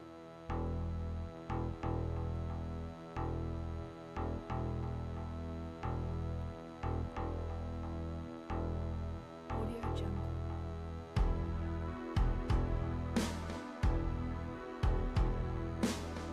Now, for my movie nerds out there, that just sounds straight out of Escape from New York. And then you've got retro horror movie right here. Audio Jungle. Little touch of Halloween right there. I mean, the fact that you put in sounds like and you get this, that just impresses me so freaking much. And yeah, I really love this service. I love this service. All right, so let me just see how far we go with this one, this clip, and then we'll Made move on. incredible claims about ritual abuse involving Smith. These allegations feeding into wild conspiracy theories of This is the Global Cabal. a global cabal. Yeah, there we go. Okay. Wild conspiracy theories. Of course, there's going to be somebody that pings me and go, "How do you know it's a conspiracy?" I used to work for the government. Trust me. I used to work for the government. They're not that organized.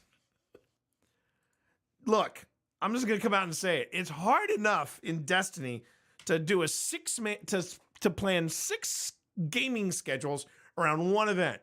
And you're telling me that there's a global cabal calling all the shots. They're not that organized.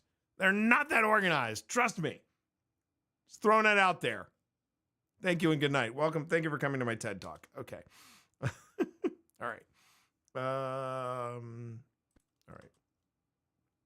Feeding into wild conspiracy theories of a global cabal comprised of wealthy. And then here's where I can do. So, what for the wealth? What for the wealth? Now that's business partners.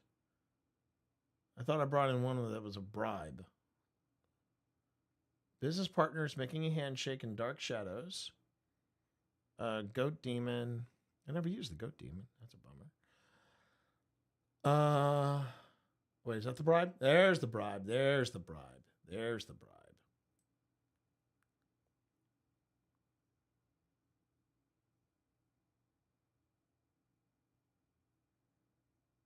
Yeah, slide that money across the table, bro. Slide that money across the table. Naughty bitch. You naughty bitch. Okay. I don't know why I said that. I might be getting a wee bit slap happy. Sometimes I've been known to do that. Don't say a word. Don't say a word, Nix. I know you know where my bodies are buried. So that came out wrong. All right. I'm moving this over here, and I'm moving this down here. And I said nothing. We've known each other way too long. You know that? Fun fact, everybody. The first time Pip and I met Spence, they wound up spending the night at our house. And somebody said, "How do you know they're not like serial killers?" And Spence was like, "It's T and Pip." That was kind of the answer. It was T and Pip. Come on. So there's that, you know. And we've been friends ever since. All right. Now I'm just cracking myself up. Okay. Let's go with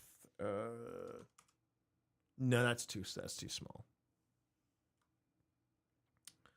We'll do that, and we'll have keep and then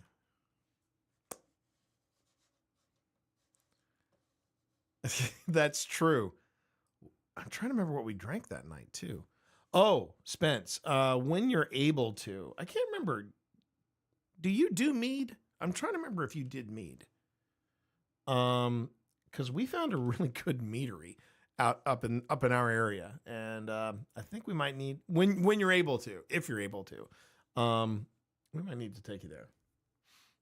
I love me a good mead. I love me a good mead.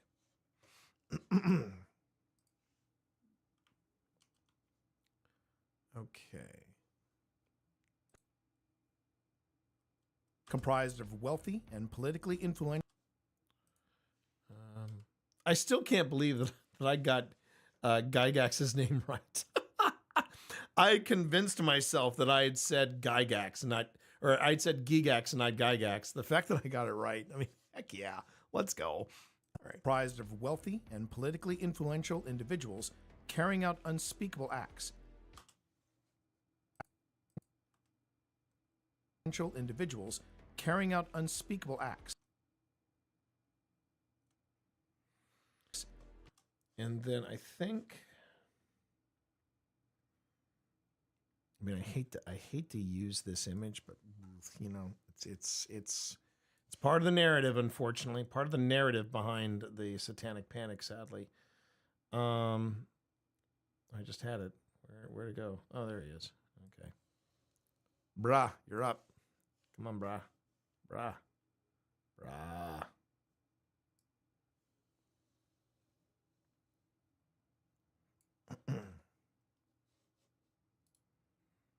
So here's the question: do I?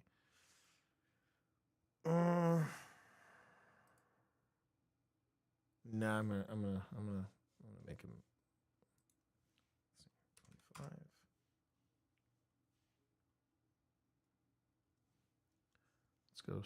Let's go smaller. 20. There we go.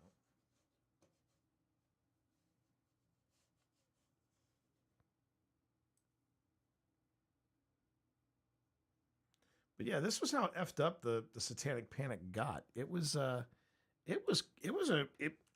I mean, my parents were like, it's a game, okay? Don't worry about it, you know? But man, there were some people that were pretty hell-bent on leather over D&D. We haven't gotten to the we're getting close to the D&D part of this, though, just so you all know. Let's see.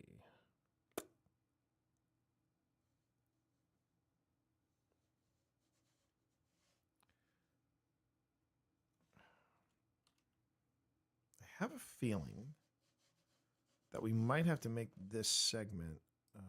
I might have to stretch out this segment just a wee bit. But let's go back. Add a keyframe there. Make it 15. Okay.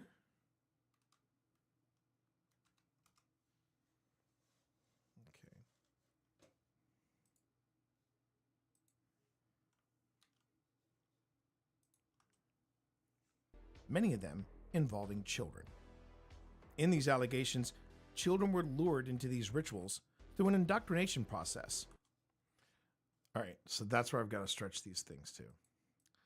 So okay, so we're going to have to slow that down just a wee bit. So we're going to slow it down to what, 90%? Yeah. So 90%. Move that keyframe.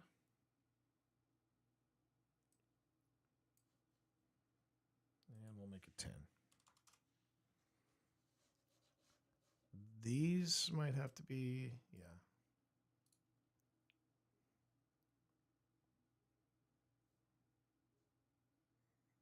Let's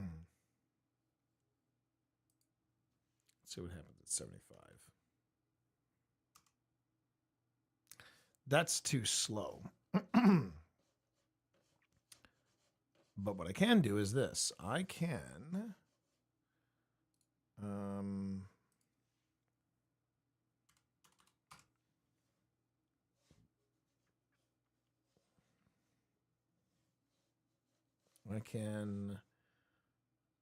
let's see.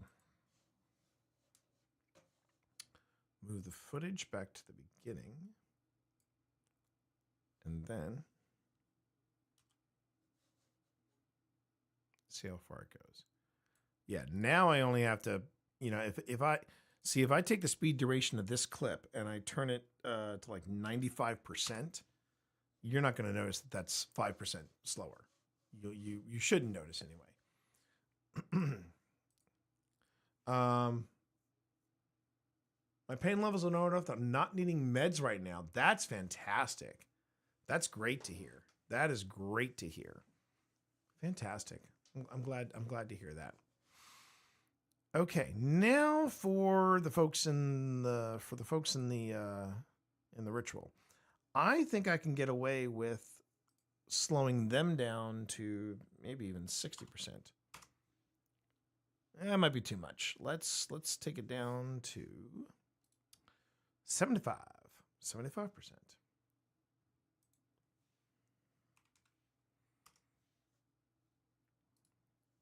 The weird thing, I meant to tell you this too. The weird thing about what happened to you, Spence, when you said that all this stuff was happening to you, I'd had a dream about you the night before, and I still can't figure out how that happened. I still cannot, for the life of me, figure out or understand. I mean, that just freaked me out a little bit.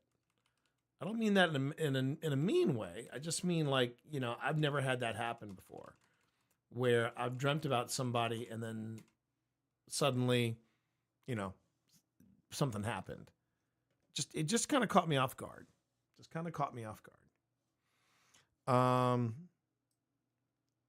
Okay. Now here, I think, so let's just see how it looks. These allegations, children were lured into these rituals through an indoctrination process. Okay, now we're good. Listen, that's true. That is very true. And yes, we've gone around the block several times. So yeah, I hear you.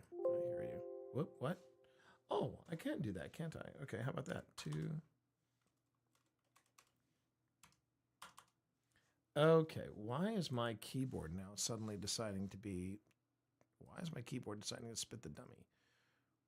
All right, 2, okay. Actually, I'm going to do this. Copy. Boom, and then boom. Okay. Now we liven it up. With some stuff that's going to probably make you chuckle. Okay, so we've got this. Now, this isn't going to make you chuckle. Children were lured into these rituals through an indoctrination process. This indoctrination would happen. Let's see.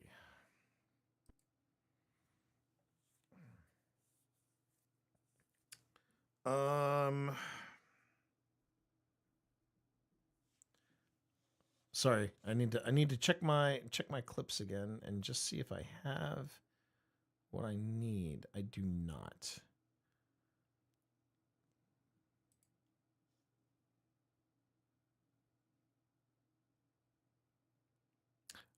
Bear with me on this.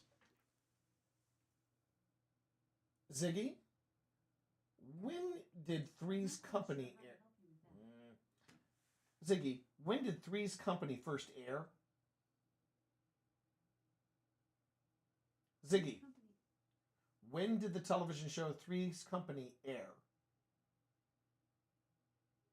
There are reruns of Three's Company on Antenna TV tomorrow at 4 a.m. and at 4:30 That wasn't what I asked. and on Logo at 11 a.m. Three's Company is available to stream on Philo, Citizens Fiber TV, Pluto TV, and Sling TV Global. That wasn't what I asked, but okay. Let's see.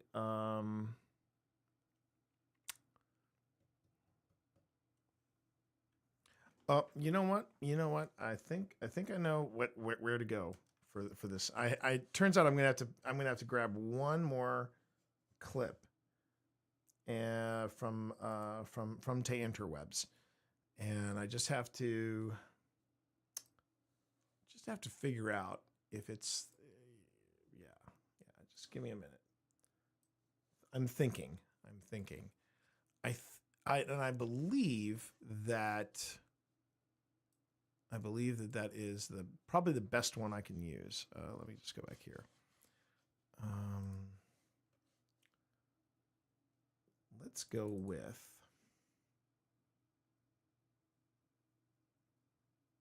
I'm trying to remember. Oh, hang on a minute. Okay.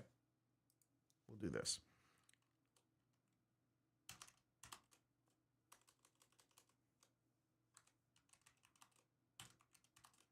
Because I remember in the 1980s,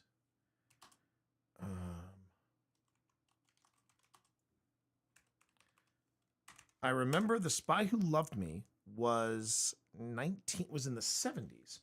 Okay, so the 80s was License to Kill, Living Daylights, Octopussy, For Your Eyes Only, A View to a Kill, and Goldeneye. Okay.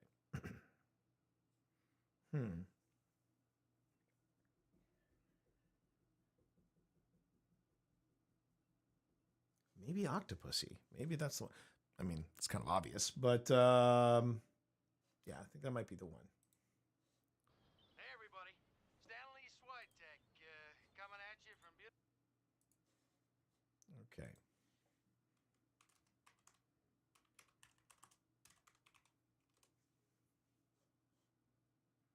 As Fabergé egg, Bond slides down the banister rail.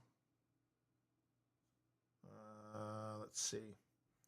Light dinner conversation, the jet scene, easy come, easy go.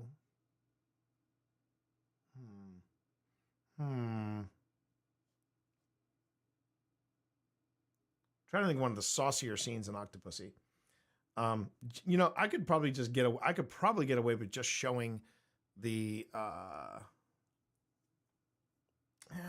it's not saucy enough, unfortunately. There's the fight on the plane. Problem with A View to a Kill is, the problem with A View to a Kill is that's when Roger Moore was showing his age.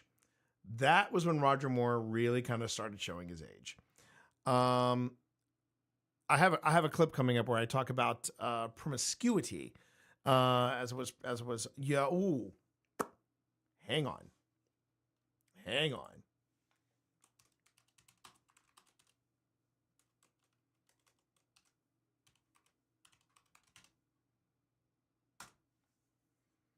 Let's see what clips we got with Conan the Barbarian. Because I remember Conan had some hot scenes. We're obviously not going to be showing said hot scenes, but you know where I'm going with this. Let's see. Temple of the... This was such a good movie, too. Such a good freaking movie. Oh, my God. Sylvester Stallone holds... Oh, my God. That's awesome. Okay.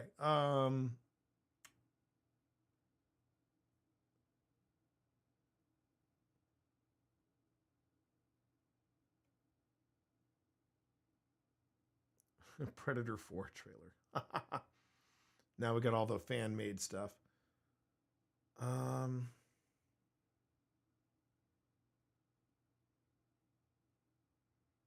Looks like they don't have any good scenes between Conan and Valeria.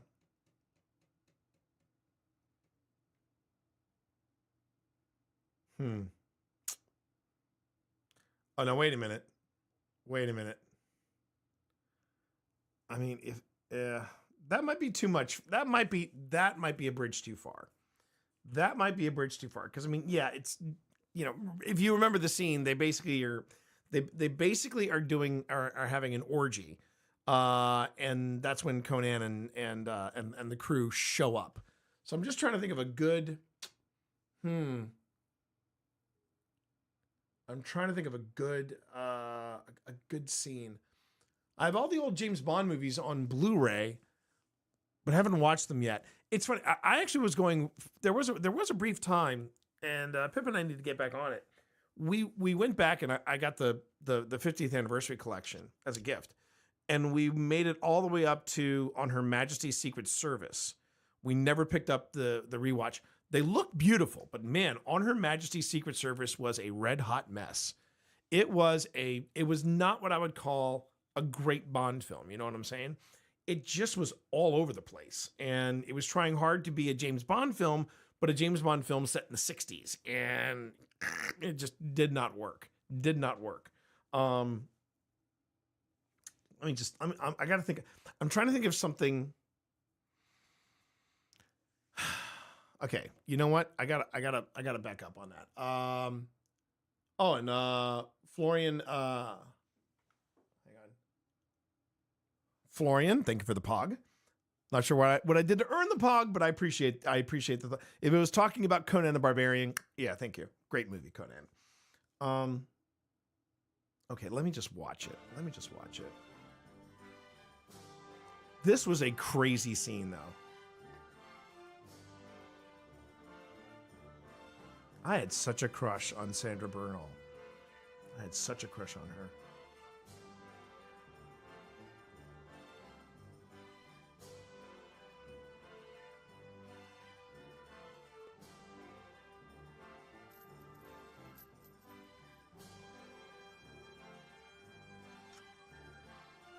This really was a good film.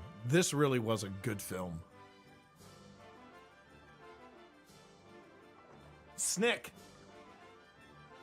That was the part that freaked me out the most, though, was the fact that there was this orgy going on, and yet they're having they're having basically human soup.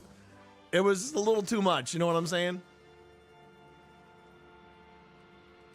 It was also a violent movie, I remember too.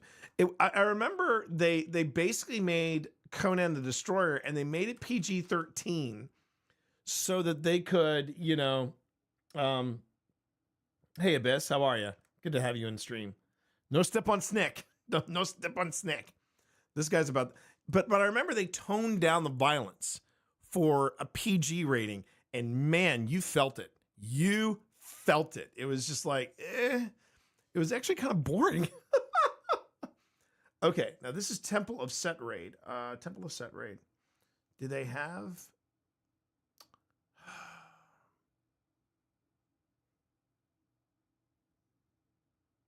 Well, there it is. Conan the Barbarian, Temple of Set Raid, 1 of 3.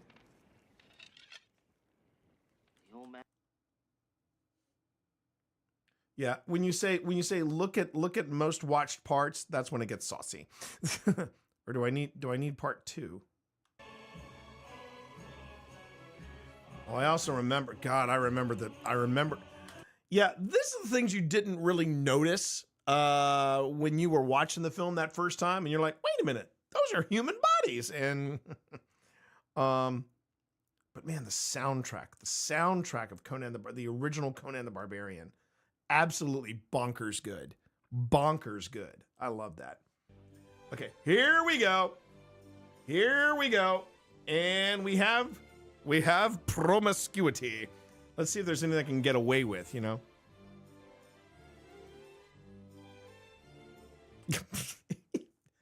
I think I can use that, right? I think I can get away with this. What do you think? F it, I'm going for it. I just can't slow it down.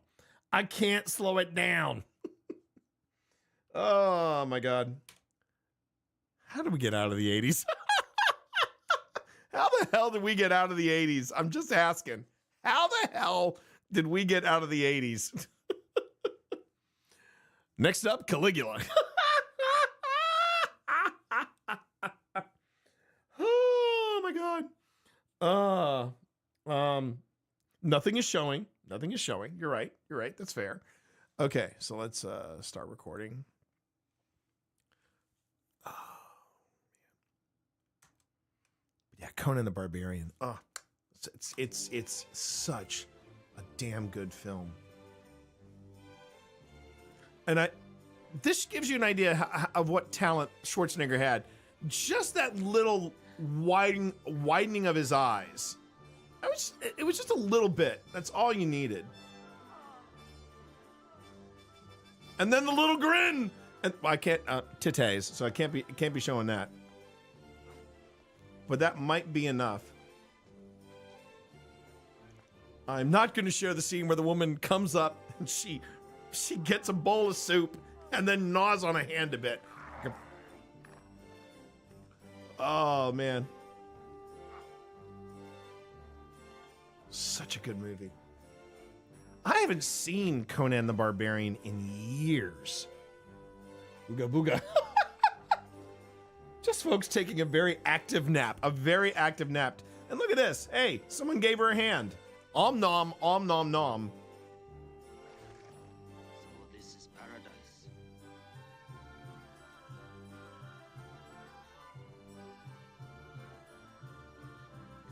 All right.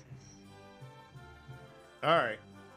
I think I have what I need. Might have to do some clever editing on that. And yes, all of this is related to ghost hunting. So there you go. Didn't think Conan the Barbarian would get in with it, but there we go. There we go. The only other option I would have for promiscuity is if I found a few clips from Excalibur. That was a movie of the 80s. Another like one of those epic films of the 80s that does not get enough love. Everyone needs soup after a good long nap. And James Earl freaking Jones. A lot of people forget James Earl Jones was in Conan, and he didn't phone it in. Man, when James Earl Jones phoned it in, you felt it. But props to James Earl Jones. He was like, no, there's something to this. And man, he brought the pain. He was great as Thulsa Doom. What's that? What is steel compared to the hand that wields it? Oh my God. Now I'm tumbling down the rabbit hole of movie nostalgia. Anybody remember when they tried to get Jason Momoa to remake Conan and how poorly that went? Oof. That was not what you would call a good movie. I tried watching it. I tried watching the Jason Momoa Conan, and a couple problems. One, it was Jason Momoa without a beard. And Jason Momoa without a beard, there's just something off about it. I don't want to say it's awful, but I'm just saying there's something off about him not having a beard. And I can't put it into words. It's just, it didn't work for me. I may not have been the target audience. There is that as well. Just throwing that out there. Am I losing my brain again? Hold on. There's the Miami Vice. Yeah. Oh, okay. Well, I'll just pull it in here. Conan, what is best in life? To crush the enemies, see them driven before you, and hear the lamentations of the women. Thank you. Okay, so where this ends is me doing this. These rituals through an indoctrination process. This indoctrination would happen through various pop culture channels of the day, such as heavy metal music. Process. I feel like I need a clip here. I just can't figure out what. I mean, pop culture. So I'm wondering if I should have like a television, like a kid watching a television or something like that.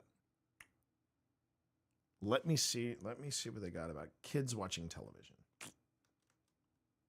I mean, granted, Conan wasn't on television. I'm not saying it, but no, Duran Duran, we're getting there. Oh man, some of their videos probably couldn't be made today because they like to. I remember Duran Duran like to push the edge just a little bit, just a little bit. Okay, stock video, kids watching TV.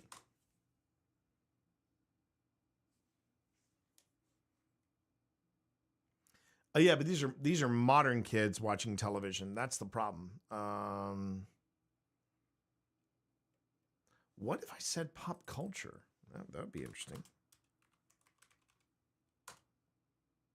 What would come out? Oh, geez. Maybe not.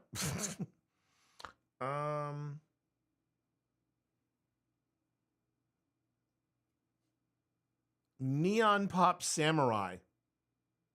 Okay. Hmm.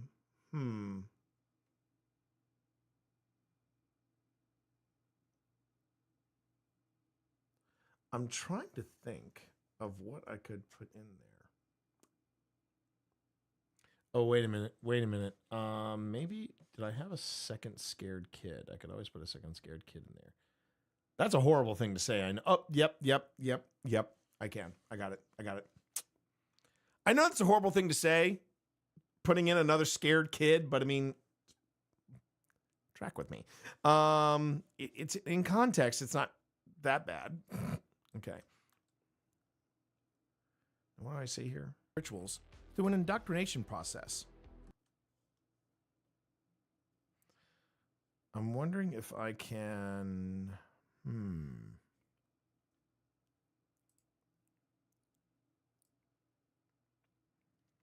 think I should make this. Yeah. Okay. This won't be the 10. This won't be the fun part of it of this is coming up. Trust me, everybody. Just trust me, please. I didn't think this would be this hard to make, but man, this one was hitting home pretty hard. Okay.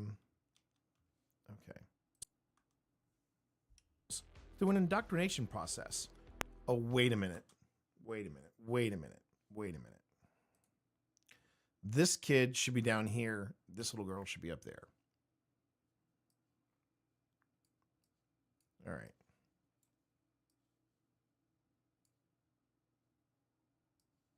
So we'll put this over here. Trust me when I say this is going to become fun. This particular history hit is going to become fun. We just have to get through the icky bit. Once we get through the icky bit, it'll get fun. It'll get fun. Trust me. All right. So let's see. Now I've got to make. Okay, I got to make this dude. What? No. So I gotta make this kid. I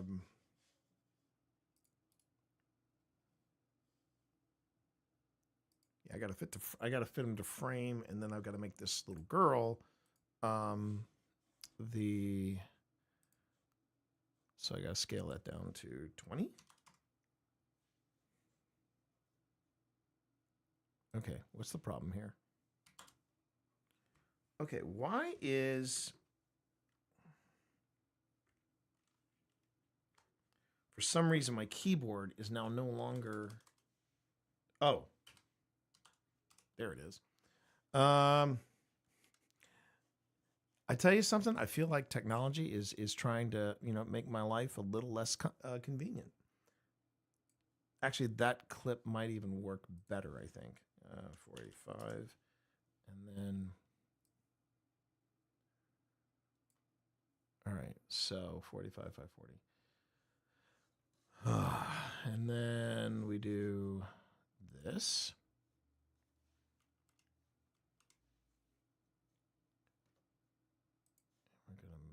This one smaller. Okay.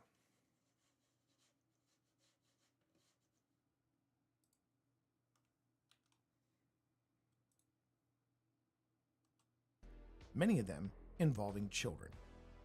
In these allegations, children were lured into these rituals. And I want to make sure that's clear. These were all allegations. Keep that in mind. You can never have too many scared kids. Thank you, Zodi. Oh, Let's Dance, man. Oh, I could have used China Girl, baby, China Through an Girl. indoctrination process. This indoctrination would happen through various pop culture channels of the day. Heavy metal music of the day, such as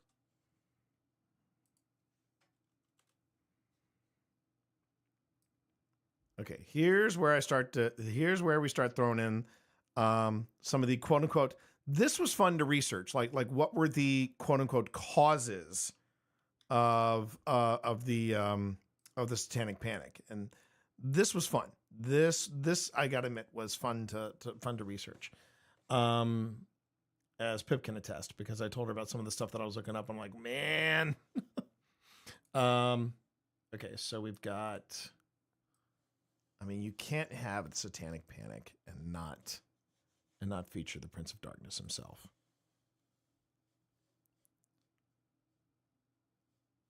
Oh, come on! Oh, for frig's sake!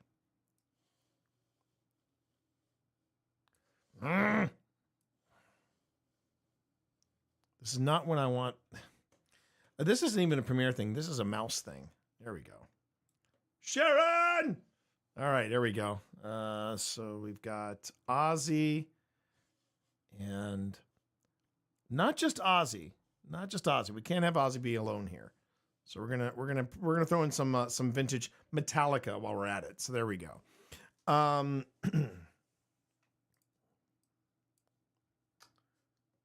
see. And we're going to have this be 8 seconds.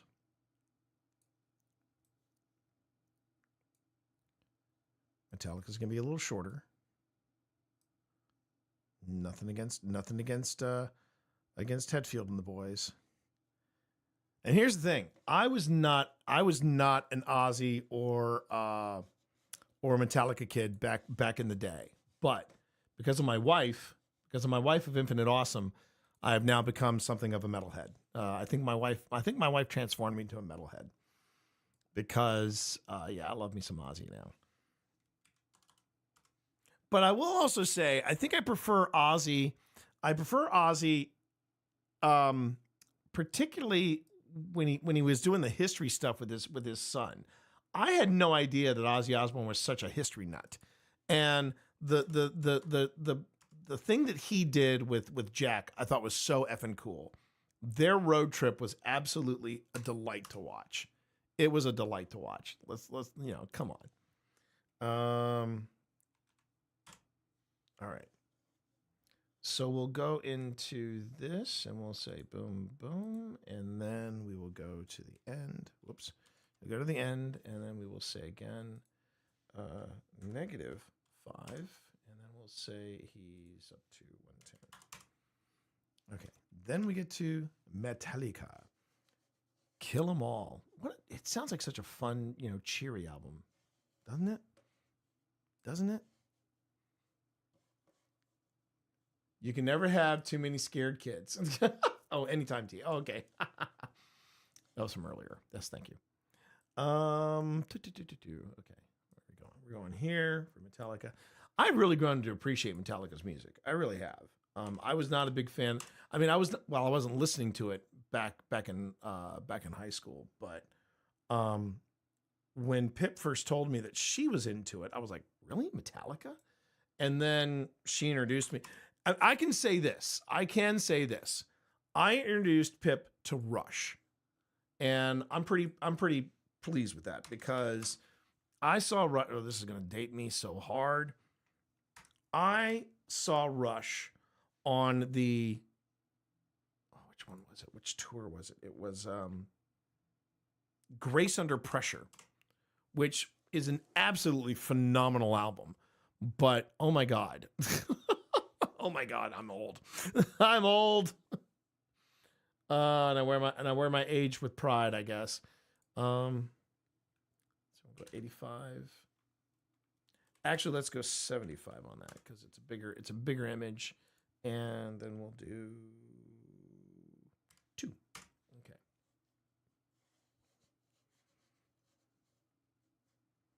Actually, I think I should bring both of them in at the same time. Just have them fade in at the same time. And I still argue one of the coolest and one of the most metal clips you will ever see in your lifetime. And he got shit for it. Pip was telling me, but when James Hetfield was picking up his daughter from ballet class, oh my God, it was one of the coolest. It was one of the most metal things ever. Can't Can't change my mind on that. Cannot.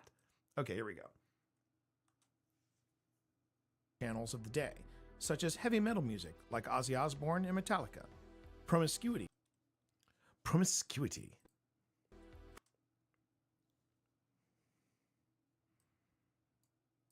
I was being so they were being so promiscuous in Conan the Barbarian. I had to clutch my pearls. Mima. What are they doing? And what is that soup? Sorry. I'm all over the place now. Conan. Okay, now we have to get into the nuances of what they were looking at. Ooh. Hello.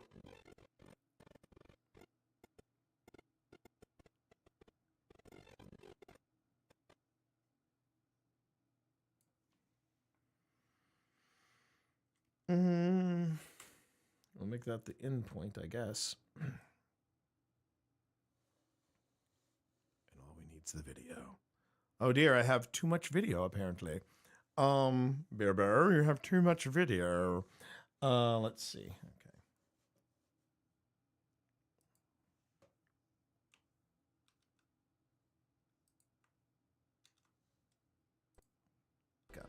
promiscuity, often depicted in film and television, and hypersexuality. Yes, I use the term hypersexualized, and when I drop this artwork, I've got a story behind it, sort of. Not the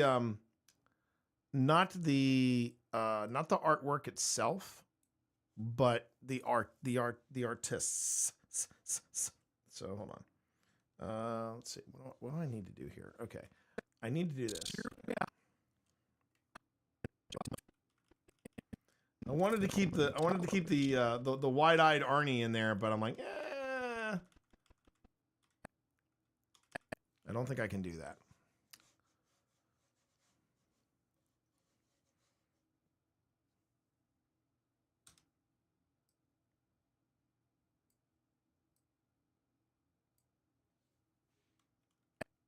And hypersexualized works of art. Turns out that was the only clip I needed. Turns out that was the only clip I needed. And it's going to be great when people say, well, what did you use? Was that Caligula? I'd be like, nope, Conan. I used Conan, the original. Let's see. We will blow up. Giggity. This by 135? Yes?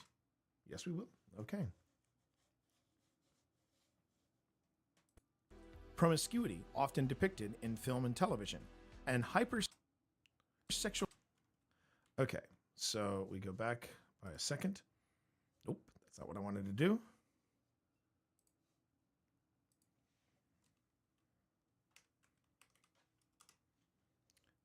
And if you don't recognize this artist straight away, don't worry, I'll hip you onto them. Let's see. We'll use this one. And we will use this one.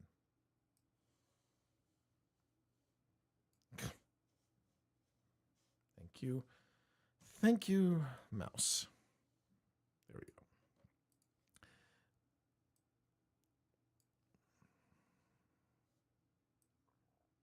Okay. Fantasy. So we will go up to probably 250 for her. Oh, that looks a bit janky. I got to find a better one. Let's see. So the hypersexualized art. I was trying to think of something because science fiction and fantasy was taking a lot of lumps around this time, and one of the first things that came to my mind was you can't talk about the 80s and not talk about Boris Vallejo. And I I don't mind saying I had the pleasure of meeting Boris Vallejo and Julie Bell. They were at it was not a big convention either, but they were the guests of honor. They were the artist guest of honor at this convention that I was at. And this was very early in my career, in my writing career. And I was a little intimidated meeting Boris Vallejo because, you know, he's an intense, he makes intense art. And a lot of times when you make intense art, you're an intense dude. And he was actually quite a nice guy. he was kind of a sweetheart. Julie Bell broke my heart. Oh my God. I'm like, well, you know, when you meet Julie Bell, and I'm like, oh, this was why you hooked up with her and why you married her. Because, oh my God, she was delightful. She was such a delightful individual. And yeah, they were both very sweet, both very sweet people. And man, their stuff is intense. Because here's the thing I want to show you about this. Let's see. I'm gonna move. I gotta move this dude to one side. So this right here, this science fiction thing right here, that's Flash Gordon. That is Flash Gordon as done by Boris Vallejo. One, I did not know that he did any Flash Gordon stuff. But two, I didn't realize Flash Gordon was so stacked, jacked, and packed like that. So there you go. There you are. Things you learn when you're doing a history hit. All right, so we've got this one, and then we go over to. But yeah, you could not, man. Boris Vallejo in the late '70s and early '80s, his work was everywhere. Does it age well? I guess it's up to you. I mean, it's, you know, it is artwork of its day. It's artwork of its day.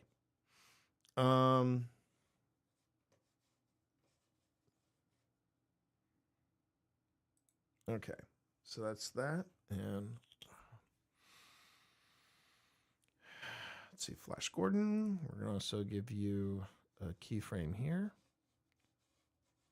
We also need to get you a shirt, Flash, because you're kind of naked right now on Mongo, which feels weird to say, because again, Flash Gordon in the world of Mongo. Ooh, okay, I mean, again, it's sci-fi of its time. You know, it's pulp fiction. It's you know, I think it kind of goes back to the humor of the 70s and the 70s and 80s, when, you know, like when I introduced Pip and Sam to the movie Blazing Saddles, that first they were a little shocked, and then they were like, oh, okay, now we get it. Okay, we're tracking with this movie now. But if you're not prepared for that, it can be a bit jarring. So yeah. All right. Here's where it starts to get fun. Here's where the thing starts to get fun. In science fiction and fantasy. Wrapped up in this. Oh, wait a minute. And hypersexualized work. How did I. Wait. I missed something somewhere. Hold on. Metal music, like Ozzy Osbourne. How did that happen? Did I might have moved something. Did I move something? I feel like something got bumped somewhere, because now everything's later. I'll go back and look at it, but I'm pretty sure. Yeah, this got moved because there's no transition there anymore. All right, hold on.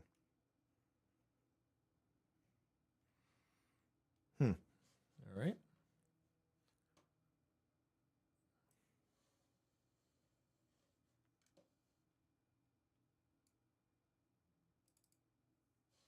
Okay, we'll make it 4 seconds. And then Let me just make sure that that was what also got moved. No, that's fine. All right, now I got to go and check. I got to check. So we're gonna save this, and we're gonna take a look at it. Hey, how you doing there? How you doing there, Walker? Good to see you here. Good to see you here. Okay, here we go. So here's the history hit for the Satanic Panic so far, everybody. And again, if you're like, this is one of the reasons why I enjoy this so much, because you get a kernel of an idea and you actually start to see it take shape. So here we go.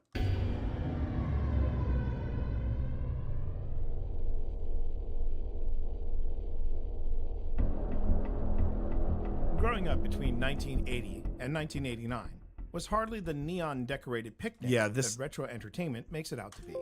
Hold on. That was the first thing that I noticed. I shouldn't have started that early. I want to say... All right.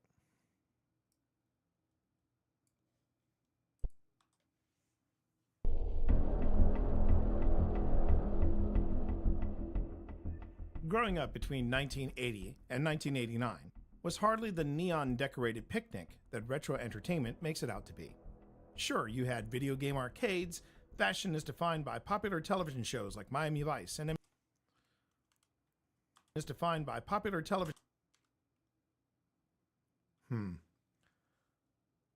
It's actually a little bit later. Let me just move this a little bit. 20 frames should do it. That retro entertainment makes it out to be. Sure, you had video game arcades, fashion is defined by popular television shows like Miami Vice and MTV, and hair that was that much closer to God. But you also had the fear of nuclear war, the threat of multiple species disappearing from the planet, the failures of those responsible for technology's upkeep, and the emergence of a disease no one really understood. Adding to all of this, there was the Satanic Panic. The roots of the Satanic Panic. Now, if you're wondering, is it going to look this janky when we premiere it? No. This is the computer processor working as hard as it can to render everything in real time. The roots of the Satanic Panic are vague, some speculations reaching as far back as the 1950s with the rise of McCarthyism and the fear it conjured. A constant thread within this mass hysteria was how all these sudden cases of mental and physical harm reported ritualistic or organized abuse, where victims endured a meticulous ceremony around their torture. Another constant is traced back to a popular 1980 publication, Michelle Remembers, co-written by Canadian psychiatrist Lawrence Pasder and his patient and future wife, Michelle Smith. At the center of this book, the controversial and now discredited practice of recovered memory therapy made incredible claims involving Smith.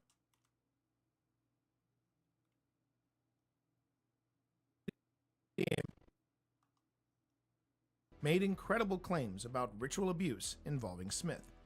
These allegations feeding into wild conspiracy theories of a global cabal comprised of wealthy and politically influential individuals carrying out unspeakable acts, many of them involving children. So again, the audio is fine. The audio is fine. It's just trying to keep up. Take it from the top. In these allegations, children were lured into these rituals through an indoctrination process. Man. This indoctrination would happen through various pop culture channels of the day, such as heavy metal music like Ozzy Osbourne and Metallica, promiscuity often depicted in film and television, and hypersexualized works of art rooted in science fiction and fantasy. Okay. I thought. Oh, I haven't done this yet. Let's see. So, got 35 to 35. Okay. So, wait a minute. So 35, and then we take this one and we make it.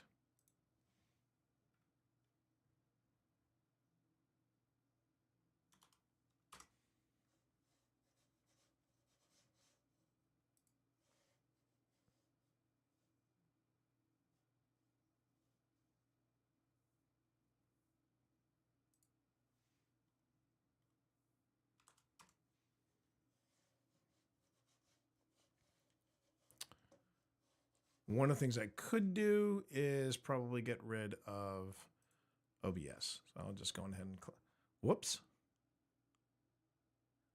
Hey man, I went on an investigation in Savannah, Georgia 2 years ago. Had something dancing around our REM pod and caught faces in the mirror. I became a hardcore Catholic after that. Atheist prior. Oh, wow. Okay. Sorry, I just saw your comment there, Anthony. I apologize. I had something covering up YouTube. That's on me. That's on me. Let me just do this. And hypersexualized works of art rooted in science fiction and fantasy. Wrapped up in this hysteria was a game first. Here we go. Here we go. And again, we're going to do a 2-second fade out. Okay. Wrapped up in this hysteria was a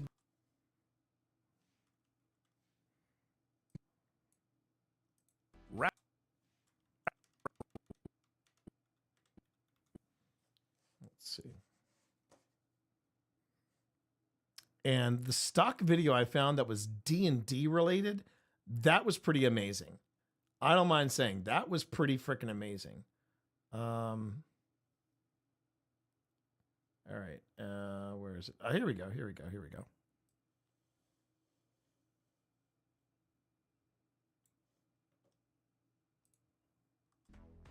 Wrapped up in this hysteria was a game first introduced in... Okay.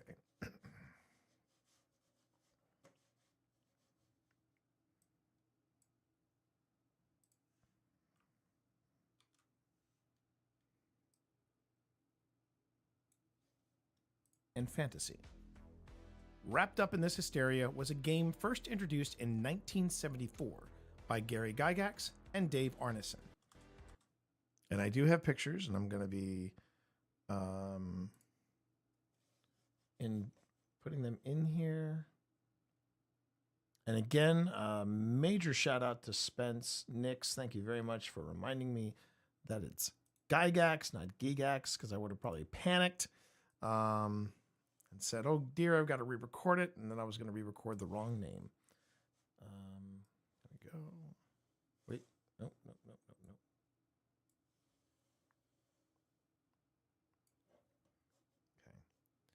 That's such a great shot too of Gygax. So I mean, I had to use it.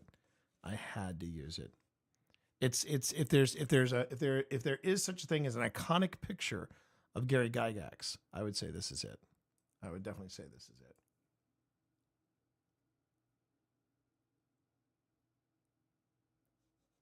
All right.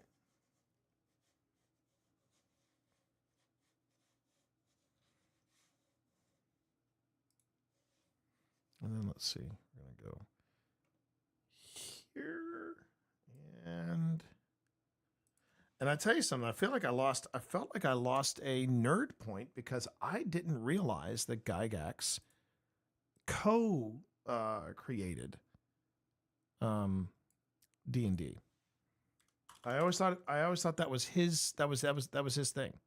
I always thought that was that he did it on his own. So I learned something new.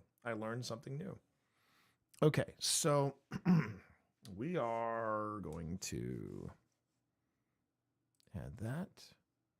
Oh heck with it. Let's go ahead and let's rotate these puppies. All right, and then Gygax is gonna go. Gonna go here. The fact that this guy who just popped in, he went to Savannah, Georgia. That place, I'm not going to lie, that place is off the charts. That place is off the charts when it comes to paranormal activity. It's a pretty intense place. And I think I'm going to go with just rotation on this one. This go round. Just rotation on this one. Yes, honey, getting there. Yes, there. I want to hit a stopping point here. So bear with me. I was also gonna I was just going to give this a try, wasn't I? Okay, I'd better find a stopping place soon. I didn't necessarily want to stay up late tonight, but now, yeah, everyone's. I'm enjoying this. I'm enjoying hanging out with everybody and showing them how the history hit is made. So what you're seeing here is, I mean, I of course I'm going to have to finish it, and I may not finish it. I mean, I could always finish it tomorrow. I think some people were upset with me tonight though when they said this isn't ghost hunting. It's ghost hunting adjacent.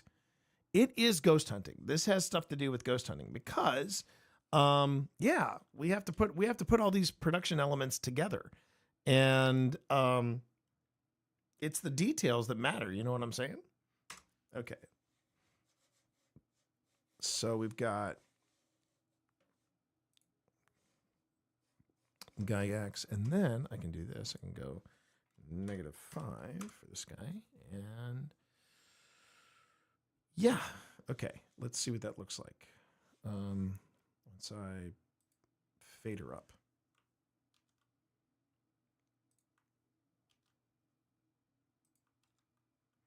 I was more concerned about getting the co-creator's name wrong, but at least I didn't F that up.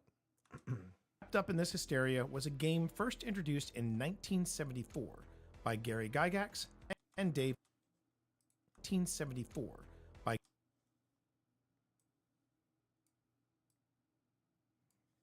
Gary Gygax and Dave Arneson. That game, celebrating its 50th anniversary. Oh, wait a minute. Wait. This is gonna look good. This is gonna look good. Hold tight, everybody. Please hold. Your call is very important to us. Has anyone talked to you about your car's extended warranty or your Dragon's extended warranty? Okay, so we're gonna move Gary here, and then we're gonna move Dave. Move Dave down just a wee bit. Just a wee bit.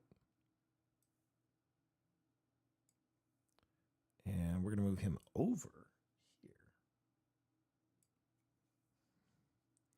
And I'll even make him a bit bigger, just so we have a little bit of overlap there. And then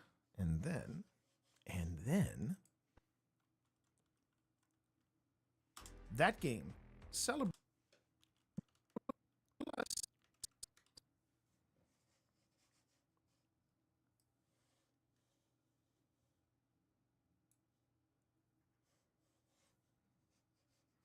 This was the coolest thing ever. I'm just going to come out and say it. I was so effing excited when I saw D&D on the cover of Time magazine. I was like, wow, the geek really will inherit the earth. I just thought that was the coolest thing ever. And there's very little I have to do. I just go on ahead and I just drop that sucker in. That game, celebrating its 50th anniversary in 2024, was Dungeons and Dragons.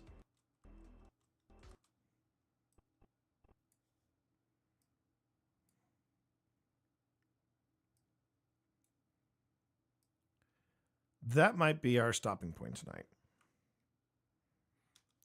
because I do want to break in the pen and just, see how it works, because no, I have not been sleeping lately, and I've been, dealing with the anxiety and, trying very, very hard to, not completely lose my mind. Oh, wait. Yeah, I think so. Hang on. Let's do this.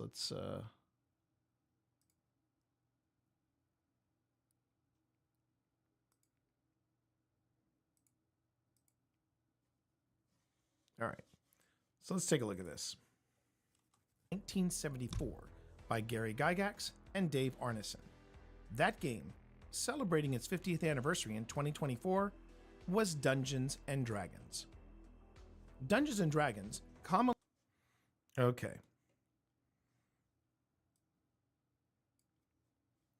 And then we're going to crossfade into something else. Okay, so let me just... I'm going to see if I can't get one more viewing out of this. I just want to see how it's all flowing.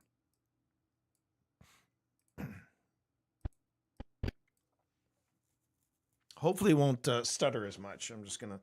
I think OBS was tapping things a little too hard. Let's see how we do. Let's see how we go here. And again, all part of putting together the presentation.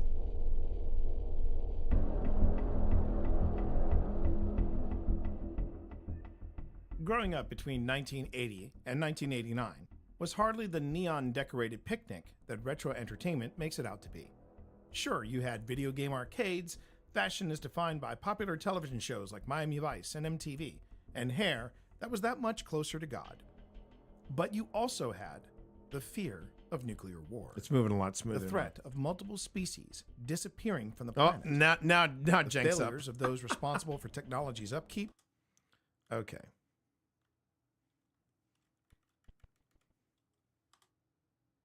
The failures of those responsible for technology's upkeep, and the emergence of a disease no one really understood. Adding to all of this, there was the Satanic Panic. That's going to fade out, so we got that. Let's try this again. Now, I thought I had put a fade up on this. I have now. When the whales pop up, I know. It's like the whales are like, hey, man, we have a comeback, man. The roots of the Satanic Panic are vague. Some speculations reaching as far back as the 1950s with the rise of McCarthyism and That's the actually fear it true. conjured. Yeah. A constant thread within this mass hysteria was how all these sudden cases of mental and physical harm reported ritualistic or organized abuse, where victims endured a meticulous ceremony Trust me when I say it's going to be smoother once it's all processed. around their torture. Another constant is traced back to a popular 1980 publication, Michelle Remembers, co-written by Canadian psychiatrist Lawrence Pasder and his patient and future wife, Michelle Smith. At the center of this book, the controversial and now discredited practice of recovered memory therapy made incredible claims about ritual abuse involving Smith. These allegations feeding into wild conspiracy theories of a global cabal comprised of wealthy and politically influential individuals carrying out unspeakable acts, many of them involving children. In these allegations, children were lured into these rituals through an indoctrination process. This indoctrination would happen through various pop culture channels of the day, such as heavy metal music like Ozzy Osbourne and Metallica. Give it a second. Promiscuity often depicted in film and television, and hypersexualized works of art rooted in science fiction and fantasy. Wrapped up in this hysteria was a game first introduced in 1974 by Gary Gygax and Dave Arneson. That game, celebrating its 50th anniversary in 2024, was Dungeons and Dragons. Something I just noticed: the dice on the cover is a pretty close match to the dice in the stock video. Not intentional, mind you. Not intentional. But I'll take that as a win. All right. So, you thought that was intentional, Zodi? I never want you to miss another stream again. You make me feel very good. You make me feel like a pro. Okay, well, you know what? That's a great place to stop. Now, I am supposed to be streaming tomorrow, and I am going to stream tomorrow. I will probably save this and finish it up because it's fun. It's fun near the end. I'll do my best. It gets more fun, okay? Because I had to do the dark, dank stuff, okay? And really, when we get into the more fun stuff, you know, like of course the ending is super fun. I was very happy with the way I closed this. I wrapped this all up into a nice big bow, and yeah, I want you guys to experience that too. Hopefully we will not have another brownout like we did last time, but oh yeah, this was fun. I'm glad you guys got to see this aspect of ghost hunting, and we'll pick it up tomorrow. We'll finish it up, and then the Satanic Panic episode will be that much closer to being completed. And I will also tempt you with this, if you can make it tomorrow. There was one element I didn't have a chance to take care of before stream, but I should have time tomorrow. When I open it with the DeLorean, I'm going to show you two different ways I want to open it. It's either going to be just the DeLorean, or the DeLorean and then some pictures will fade up of me from the 80s. I suggest you let that one marinate. I'm going to say that again for the kids in the back. I'm going to unearth some pictures of me from the 80s. And we'll see how you all handle those. Okay. Thank you, everybody, for being here. Thank you for weathering through the weird tech issues I had earlier tonight. For those of you on YouTube, yep, you'll see me again here tomorrow. But and same thing with Twitch. I will be back here 7:30 tomorrow, and we will still be raising money for the American Foundation for Suicide Prevention. We're gonna be still doing that. Thank you, everybody. I think I'm just gonna wrap up stream. I'm not going to worry about a raid. Just going to wrap it up. But thank you all for being here. I will see you all tomorrow. And yeah, have a great night. Take care, everybody. Peace.